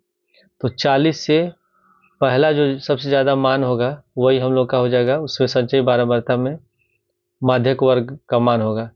तो यहाँ पे 40 है, अब यहाँ पे हम लोग बढ़ रहे हैं तो यहाँ पे 38 हो गया, 40 से कम में अगला हो रहा है 61, तो ये हम लोग का हो जाएगा माध्यक वर्ग। तो माध्यक वर्ग हो गया 35 से 45, तो यहाँ पे लिख लेंगे हम लोग माध्यक वर्ग बराबर 35 से 45। इसमें जो बारंबारता होता है ये हम लोग का f के बराबर होगा, और जो संचयी बारंबारता में जो माध्यक वर्ग का CF होता है उसके ठीक पहले वाला जो होगा ये हम लेते हैं संचयी बारंबारता में, तो ये 38 हो जाएगा। इसमें CF हम लोग का 38 होगा। तो माध्यक का फॉर्मूला होता है माध्यक बराबर L plus N/2 minus CF/F गुणे H, ये होता है फॉर्मूला। तो इसमें जो L होगा ये माध्यक वर्ग की निम्न सीमा, तो L बराबर हो गया 35, F होता है माध्यक वर्ग का बारंबारता तो 23 है, F बराबर हो गया 23, CF 38 है, और H जो होता है वर्ग अंतराल में जो इनका अंतर है यानी कि वर्ग सीमा, तो ये 10 का है, तो H बराबर हो जाएगा 10। अब इसे हम लोग मान रख देते हैं, L बराबर लिखेंगे 35 प्लस N/2 है 40 माइनस CF है 38 बटे F निकला है 23, तो यहाँ पर लिख लेंगे 23 और गुणे 10, तो 35 प्लस 40 में से 38 घटाएंगे 2 में 10 से गुणा करेंगे तो हो जाएगा 20 बटे 23, 23 से 20 में भाग देंगे तो ये आएगा हम लोग का 0.86, इसको जोड़ देंगे तो हमारा आंसर होगा 35.86। क्वेश्चन 3 में लिखा है कि दो अंकों की एक संख्या और उसके अंकों को उलटने पर बनी संख्या का योग 88 है, तो यदि संख्या के अंकों का अंतर 4 है तो संख्या ज्ञात कीजिए और ऐसी कितनी संख्या है। तो पहले हम लिख लेंगे, जब दो अंकों की संख्या लिखते हैं तो उसमें जैसे मान लेते हैं 24 है, तो दो अंक की संख्या तो इसमें दहाई अंक भी होता है और इकाई अंक भी होता है। तो पहले लिख लेंगे माना दहाई अंक x तथा इकाई अंक y है। जैसे यहाँ दहाई अंक लिखा हुआ है, ये 2 है और इकाई अंक 4 है, तो ये दोनों को मिलाकर के दो अंकों की संख्या बन रही है। तो दहाई अंक को जब हम लिखेंगे, अगर इसको लिखते हैं विस्तार करके तो हो जाएगा 2 गुणे 10 और इकाई को जोड़ देंगे। उसी तरह अगर दहाई अंक x है तो इसमें 10 से गुणा करेंगे, इकाई अंक y है तो y से इसमें जोड़ देंगे, तो हम लोग की संख्या हो जाएगी संख्या बराबर 10x प्लस y। अब यहाँ पे लिखा हुआ है कि उसके अंकों को उलटने पर बनी संख्या का योग 88 है। तो जैसे यहाँ 24 है, तो जब इसके अंकों को उल्टेंगे तो हो जाएगा 42, तो इसमें जब जो इकाई था वो आ गया दहाई की जगह, जो दहाई था हो गया इकाई की जगह। तो यहाँ पे लिख लेंगे अंकों को उलटने से बनी नई संख्या। तो अब यहाँ पे जो इकाई अंक था वो दहाई की जगह चला गया, तो उसी तरह इसमें ये इकाई अंक जो है ये दहाई की जगह चला जाएगा और दहाई वाला इकाई की जगह चला जाएगा, तो हो जाएगा 10y प्लस x। यहाँ लिखेंगे प्रश्नानुसार। इसमें लिखा हुआ है कि दो अंकों की एक संख्या और उसके अंकों को उलटने पर बनी संख्या का योग 88 है। तो दो अंकों की संख्या हम लोग के 10x प्लस वाई और उलटने से बनी संख्या है 10y प्लस x, और दोनों का योगफल यानी कि जोड़ 88 के बराबर होते हैं। आप लिख लेंगे हम लोग 88, 10x और x को जोड़ेंगे तो 11x, y और 10y को जोड़ेंगे 11y बराबर 88। दोनों में से 11 कॉमन ले लेते हैं हम लोग, तो हो जाएगा x प्लस वाई बराबर 88। 11 को ले जाएंगे दाएं साइड तो 88 में 11 से भाग हो जाएगा तो हो जाएगा 8, तो x प्लस वाई बराबर हो गया 8। इसको मान लेंगे समीकरण 1। अब यहाँ पे लिखा हुआ है कि यदि संख्या के अंकों का अंतर 4 है, यानी कि जो अंक दिए गए हैं इनका अंतर 4 है, तो इसमें लिखा तो नहीं है कौन सी संख्या इसमें दहाई अंक बड़ी है कि इकाई अंक बड़ी है, तो किसी को हम बड़ी मान सकते हैं। तो यहाँ पे लिख सकते हैं तब x माइनस वाई बराबर 4 या y माइनस एक्स बराबर 4 लिख सकते हैं। तो ये हो जाएगा हम लोग का समीकरण 2। अब दोनों समीकरण को हल करेंगे तो इसमें 1 और 2 को जोड़ देंगे तो y और y कट जाएगा। समीकरण 1 तथा 2 को जोड़ने पर,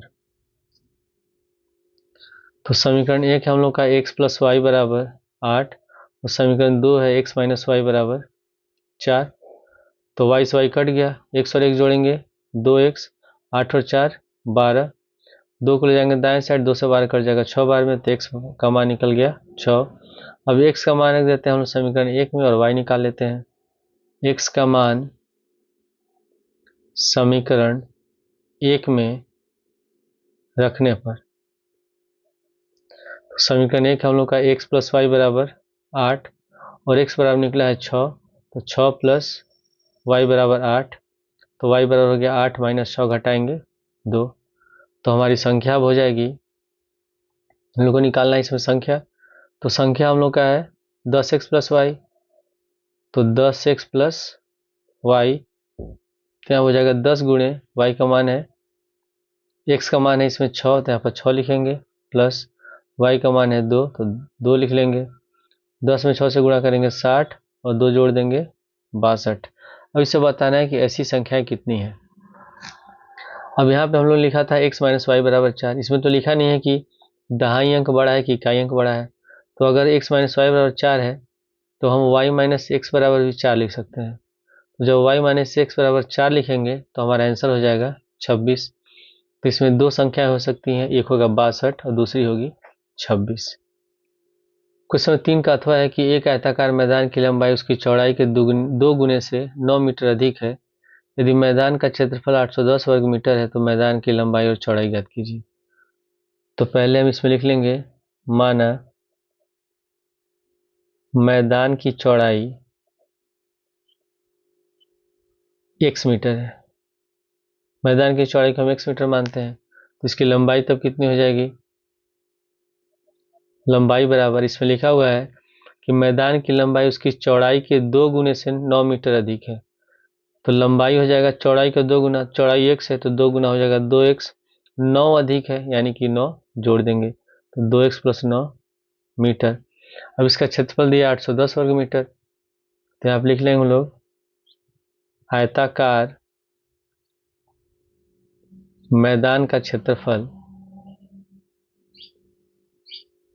बराबर है 810 वर्ग मीटर यानी कि मीटर स्क्वायर, और आयत का क्षेत्रफल का सूत्र होता है लंबाई गुणे चौड़ाई बराबर हो गया 810, लंबाई है 2x प्लस 9, तो आप लिख लेंगे 2x प्लस 9 गुणे चौड़ाई है x बराबर 810, गुणा करेंगे 1 से 2x में गुणा करेंगे 2x स्क्वायर, 109 में गुणा करेंगे 9x, 810 को लाते हैं बाएं साइड तो माइनस का 810 बराबर 0। अब गुणनखंड करने के लिए हम माइनस 810 से गुणा करेंगे 2 से, तो हो जाएगा माइनस 1620 एक्स स्क्वायर।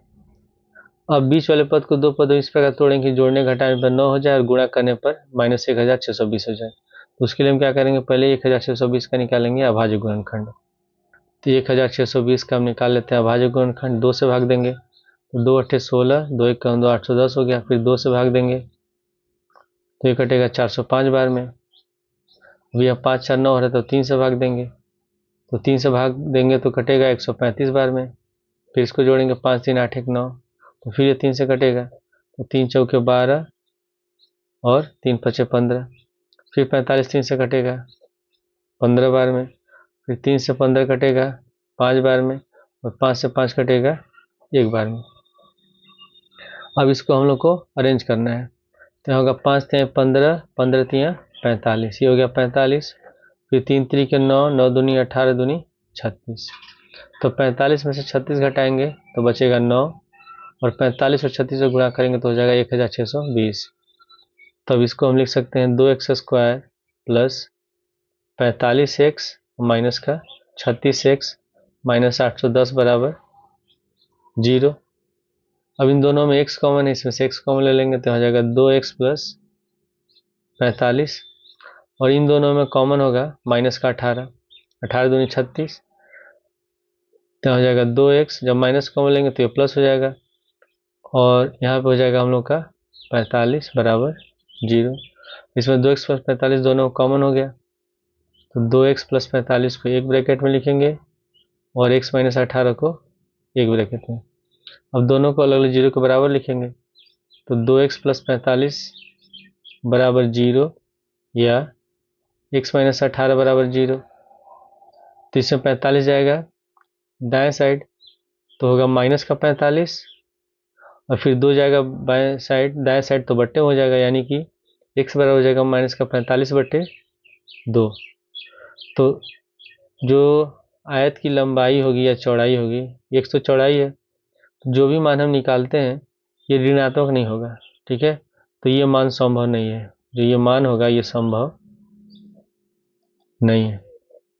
तब x माइनस 18 और 0 तो x बराबर हो गया 18, ये निकल गया चौड़ाई। तो लंबाई हो जाएगा, लंबाई बराबर, लंबाई इसमें है 2x प्लस 9, तो x का मान रखेंगे 18, तो 2 गुणे 18 प्लस 9, तो 18 दूनी 36, 36 में हो जाएगा 45 मीटर। ये हो गया इसका आंसर। क्वेश्चन 4 में लिखा है कि एक समतल जमीन पर खड़ी मीनार की छाया उस स्थिति में 30 मीटर अधिक हो जाती है जब सूर्य का उन्नतांश 60 डिग्री से घटकर 30 डिग्री हो जाता है, तो मीनार की ऊंचाई ज्ञात कीजिए। तो इसमें मान लेते हैं ए बी हमारा मीनार है और ये हो गया मीनार की छाया, और उस समय इसका कोण है 60 डिग्री। फिर जब लिखा हुआ है कि छाया 30 मीटर अधिक हो जाती है तो जो उन्नतांश है उन्नयन कोण है घटकर 60 डिग्री से हो जाता है 30 डिग्री, तो इसके यहाँ सी नाम देते हैं। जब छाया यहाँ से बीसी छाया है और जो बढ़कर हो जा रही है अधिक 30 मीटर, मान लेते हैं ये डी तक है, तो इसमें जो उन्नयन कोण है ये घटकर 60 से हो जाता है 30। तो हमको मीनार की ऊंचाई बताना है, तो मीनार की ऊंचाई को मान लेते हैं हम h मीटर, बीसी को मान लेते हैं हम लोग x मीटर, और ये यहाँ से यहाँ तक 30 दिया हुआ है। तो सबसे पहले हम हल करते हैं त्रिभुज ए बी सी में, तो यहाँ पे लिख लेंगे समकोण त्रिभुज ए बी सी में।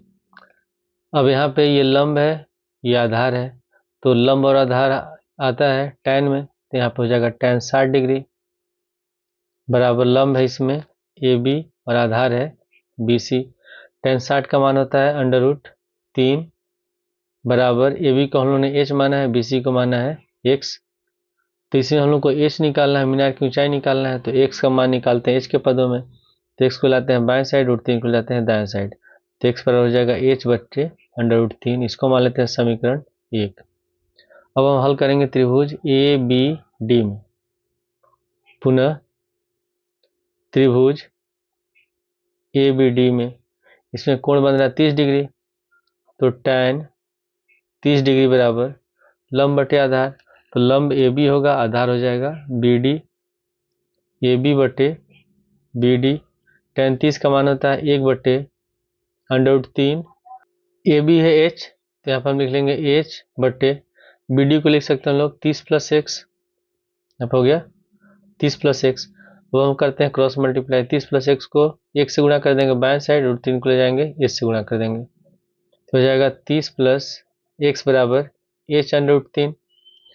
अब यहाँ पे समीकरण 1 से x का मान है h बटे √3, तो x का लिख देंगे हम लोग h बटे √3, हो जाएगा 30 प्लस h बटे √3 बराबर h √3।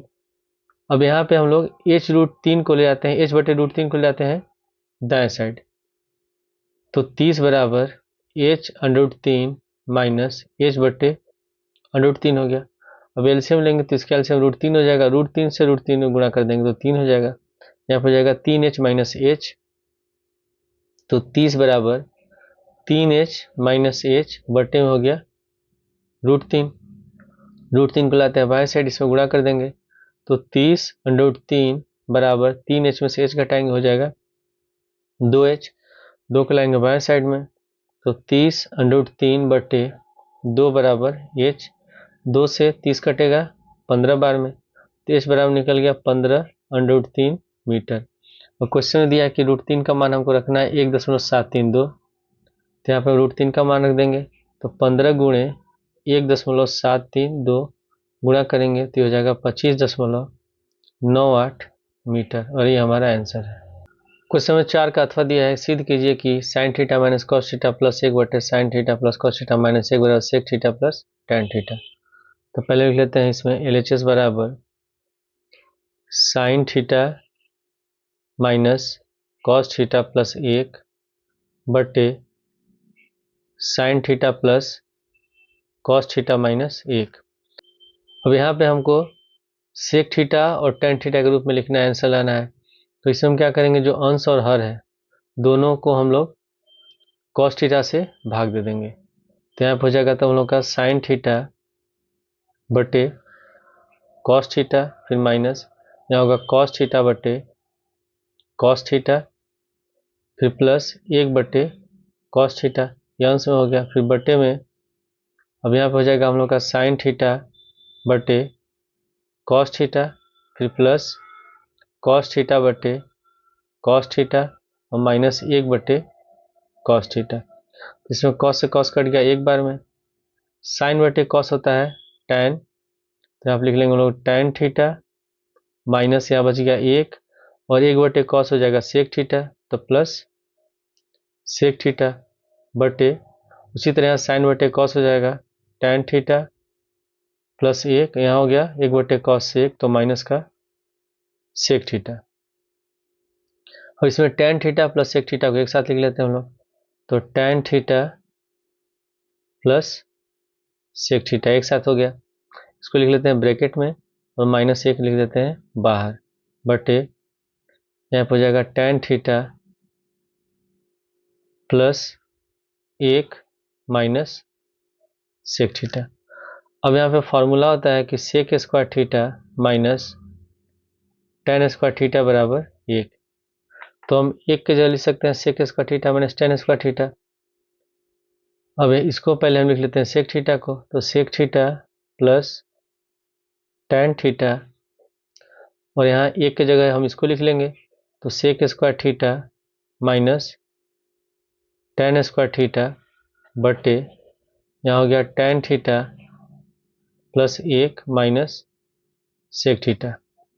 अब ये a square minus b square के रूप में है, तो a square minus b square बराबर होता है a plus b a minus b. तो इसको हम इस रूप में लिख लेंगे, तो यहाँ पे लिख लेते हैं इसको sec theta plus tan theta minus यहाँ पे लिख लेंगे हम लोग sec theta plus tan theta और यहाँ ब्रैकेट में हो जाएगा सेक थीटा माइनस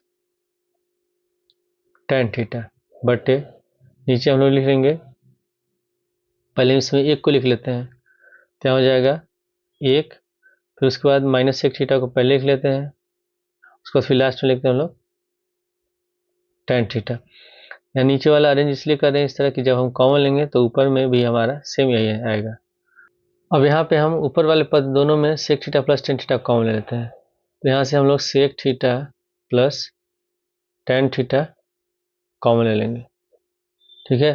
तो यहाँ बच जाएगा हम लोग का 1 हो गया, फिर माइनस अब यहाँ बच गया हम लोग का sec theta minus tan theta, तो यहाँ पे हम लिख लेते हैं ब्रैकेट में sec theta minus tan theta और बटे में यहाँ हो जाएगा 1 minus sec theta plus tan theta, तो आप लिख लेंगे 1 minus sec theta plus tan theta, तो बराबर हो गया यहाँ sec theta plus tan theta. और जब ब्रैकेट हटाएंगे यहाँ हो जाएगा 1 माइनस ये हो जाएगा माइनस, ये हो जाएगा माइनस माइनस प्लस, तो सेक थीटा और प्लस टेन थीटा और नीचे बटे में हो जाएगा 1 minus sec theta plus tan theta, ये दोनों कट गया, तो बच गया हम लोग का sec theta plus tan theta, sec theta plus tan theta. और ये हम लोग को सिद्ध करना था, तो बराबर लिख लेंगे RHS। क्वेश्चन 5 में लिखा है कि भुजा 14 सेमी वाले एक घनाकार ब्लॉक के ऊपर एक अर्ध गोला रखा हुआ है। अर्ध गोले का अधिकतम व्यास क्या हो सकता है, इस ठोस का पृष्ठीय क्षेत्रफल ज्ञात कीजिए। तो क्वेश्चन में दिया हुआ है कि एक घन है, घनाकार ब्लॉक है, ऐसे दिया हुआ है और इसके ऊपर एक अर्ध गोला रखा गया है। जब अर्ध गोला रखा होगा तो इस तरह रखा जाएगा, ठीक है, इस प्रकार हो जाएगा। तुमको बताना है इसका पृष्ठीय क्षेत्रफल और बताना है कि इसमें इस जो ये घनाकार ब्लॉक है इसका अधिकतम व्यास का हो सकता है। तो जो घन है इसके प्रत्येक कोर होता है, लंबाई चौड़ाई ऊंचाई तीनों बराबर होगा। तो अगर ये 14 है तो अधिकतम व्यास भी 14 हो जाएगा। तो यहाँ पर लिख लेंगे हम लोग अधिकतम व्यास बराबर 14 सेमी। तो त्रिज्या हो जाएगा r बराबर 14/2, तो हो गया हम लोग का 7 सेंटीमीटर। और जो घन की भुजा है, घन की भुजा ये भी है 14 सेंटीमीटर। तो हमको बताना है इसका पृष्ठीय क्षेत्रफल क्या होगा। तो पृष्ठीय क्षेत्रफल निकालेंगे तो ये जो हम लोग का गोलाकार भाग है, इस भाग का क्षेत्रफल। तो हम पहले क्या करेंगे, इसमें पूरे निकालेंगे घन का क्षेत्रफल, और इसमें फिर ये अर्धगोला है इसका निकालेंगे हम लोग क्षेत्रफल, पृष्ठीय क्षेत्रफल। और नीचे वाला जो एरिया है इसको हम माइनस कर देंगे, क्योंकि जब हम इस घन का पूरा पृष्ठ क्षेत्रफल निकालेंगे, संपूर्ण पृष्ठ क्षेत्रफल, तो नीचे वाला भाग भी आएगा। ये भाग हो जा रहा है काउंट, इसमें आ जाएगा हम लोग। और पृष्ठ क्षेत्रफल वही होता है जिस भाग को हम टच नहीं कर सकते हैं, छू नहीं सकते हैं। जब ये ऊपर से इस तरह ढका हुआ है तो अंदर वाला जो गोलाकार भाग है इसको तो हम छुएंगे नहीं। तो उसके लिए हम क्या करेंगे, पूरा घन का निकालेंगे पृष्ठीय क्षेत्रफल। इसका सूत्र होता है 6a²। और ये हो गया अर्धगोले का पृष्ठीय क्षेत्रफल, जिसका होता है 2πr²। वक्र पृष्ठ क्षेत्रफल होगा, और इसमें से नीचे वाले क्षेत्रफल को माइनस कर देंगे तो माइनस का 2πr²। तो यहाँ पे लिख लेंगे हम लोग ठोस का पृष्ठीय क्षेत्रफल बराबर घन का पृष्ठीय क्षेत्रफल, पृष्ठीय क्षेत्रफल मतलब संपूर्ण पृष्ठीय क्षेत्रफल, प्लस अर्धगोला, अर्धगोला का वक्र पृष्ठ क्षेत्रफल, वक्र पृष्ठ क्षेत्रफल। और यहाँ हो गया इसमें आधार का क्षेत्रफल, तो माइनस πr², क्योंकि ये गोलाकार है तो πr² होगा। अब घन का पृष्ठीय क्षेत्रफल का सूत्र होता है 6a², अर्धगोला का होगा वक्र पृष्ठ का 2πr², और नीचे हो गया माइनस πr²। तो हो गया 6a², 2πr² में से πr² माइनस करेंगे तो हो जाएगा πr²। अब इसमें a है घन की भुजा, तो 6 गुणे a बराबर है 14, तो हो जाएगा 14 का², फिर प्लस पाई का मान 22/7, और त्रिज्या इसमें है 7, तो यहाँ पर हो जाएगा 7 का होल स्क्वायर। तो आप लिख लेंगे हम लोग 6 गुणे 14 का होल स्क्वायर होता है 196, प्लस यहाँ हो जाएगा 22/7, 7 का स्क्वायर होगा 49, 7 से 49 कटेगा 7 बार में, 6 में 196 से गुणा करेंगे तो हो जाएगा 1176, प्लस 22 में 7 से गुणा करेंगे 154, और दोनों को जोड़ेंगे तो हो जाएगा 1330 सेंटीमीटर स्क्वायर। लेकिन जो अनसॉल्व में इसका आंसर दिया है गलत दिया है, ये जो आंसर आएगा ये सही आंसर है। क्वेश्चन 5 का अथवा दिया कि एक ठोस एक अर्धगोले पर खड़ा शंकु के आकार का है जिसकी त्रिज्याएं 2 सेमी है तथा शंकु की तिर्यक ऊंचाई 2 सेमी है, तो इस ठोस का आयतन ज्ञात कीजिए, और पाई का मान दिया 3.14। तो क्वेश्चन दिया कि एक ठोस जो है ये अर्धगोले का आकार है और इसके ऊपर एक ऐसे शंकु बना हुआ है, और शंकु की तिर्यक ऊंचाई, इस ऊंचाई को कहते हैं तिर्यक ऊंचाई, तिरछी ऊंचाई, जो दिया हुआ है 2 सेंटीमीटर, और इसकी जो त्रिज्या ये दिया हुआ है 2 सेंटीमीटर। तो हमको बताना है इसका आयतन। तो शंकु का आयतन का सूत्र होता है 1/3 पाई r²h, यानी कि शंकु का ऊंचाई हम लोग को निकालना होगा। तो ये त्रिज्या दिया हुआ है और ये तिर्यक ऊंचाई दिया हुआ है, तो हमको निकालना है इसमें h। तो पहले हम लिख लेते हैं त्रिज्या r बराबर 2 सेंटीमीटर, तिर्यक ऊंचाई जिसको हम सूचित करते हैं l से, तो l बराबर दिया है 2/2 सेंटीमीटर। तो हमको निकालना है इसमें h। तो फार्मूला होता है l² बराबर h² प्लस r², यानी कि जब इसमें h का मान निकालेंगे तो h बराबर हो जाएगा √l² माइनस r²। तो l बराबर है 2√2, तो यहाँ पर लिख लेंगे 2/2 का होल स्क्वायर, माइनस r भी 2 है तो 2 का स्क्वायर हो गया, तो 2 का स्क्वायर 4 होगा, √2 का स्क्वायर 2 होगा, तो 4 दूनी 8, 2 का स्क्वायर 4, 8 में से 4 घटाएंगे 4, 4 का वर्गमूल हो गया 2 सेंटीमीटर, यानी कि ऊंचाई निकल गया 2 सेंटीमीटर। अब हमको निकालना है ठोस का आयतन, तो ठोस का आयतन बराबर हो जाएगा अर्धगोले का आयतन और प्लस शंकु का आयतन। यहाँ पे लिख लेंगे हम लोग ठोस का आयतन बराबर अर्धगोला का आयतन, अर्धगोला का आयतन प्लस शंकु का आयतन। तो अर्धगोला का आयतन का सूत्र होता है 2/3 पाई आर क्यूब और शंकु का होता है 1/3 पाई आर स्क्वायर एच। अब दोनों में कॉमन पहले ले लेंगे हम लोग, क्या कॉमन है इसमें, दोनों में कॉमन है 1/3 पाई आर स्क्वायर, तो 1/3 पाई आर स्क्वायर हम कॉमन ले लेंगे। कॉमन लेने से जो कैलकुलेशन होता है वो आसान हो जाता है। अब यहाँ जब 1/3 पाई आर स्क्वायर हम लोग कॉमन लिया तो यहाँ बच गया 2, यहाँ बच गया आर, यहाँ हो जाएगा 2r, फिर plus 1/3 pi r square common हो गया, यहाँ बच गया h, और मान रख लेते हैं। तो 1/3 पाई का मान दिया है 3.14, त्रिज्या 2 है तो 2 का होल स्क्वायर हो गया, गुणे 2r तो 2 गुणे 2, और ऊंचाई भी हम लोग का निकला है 2,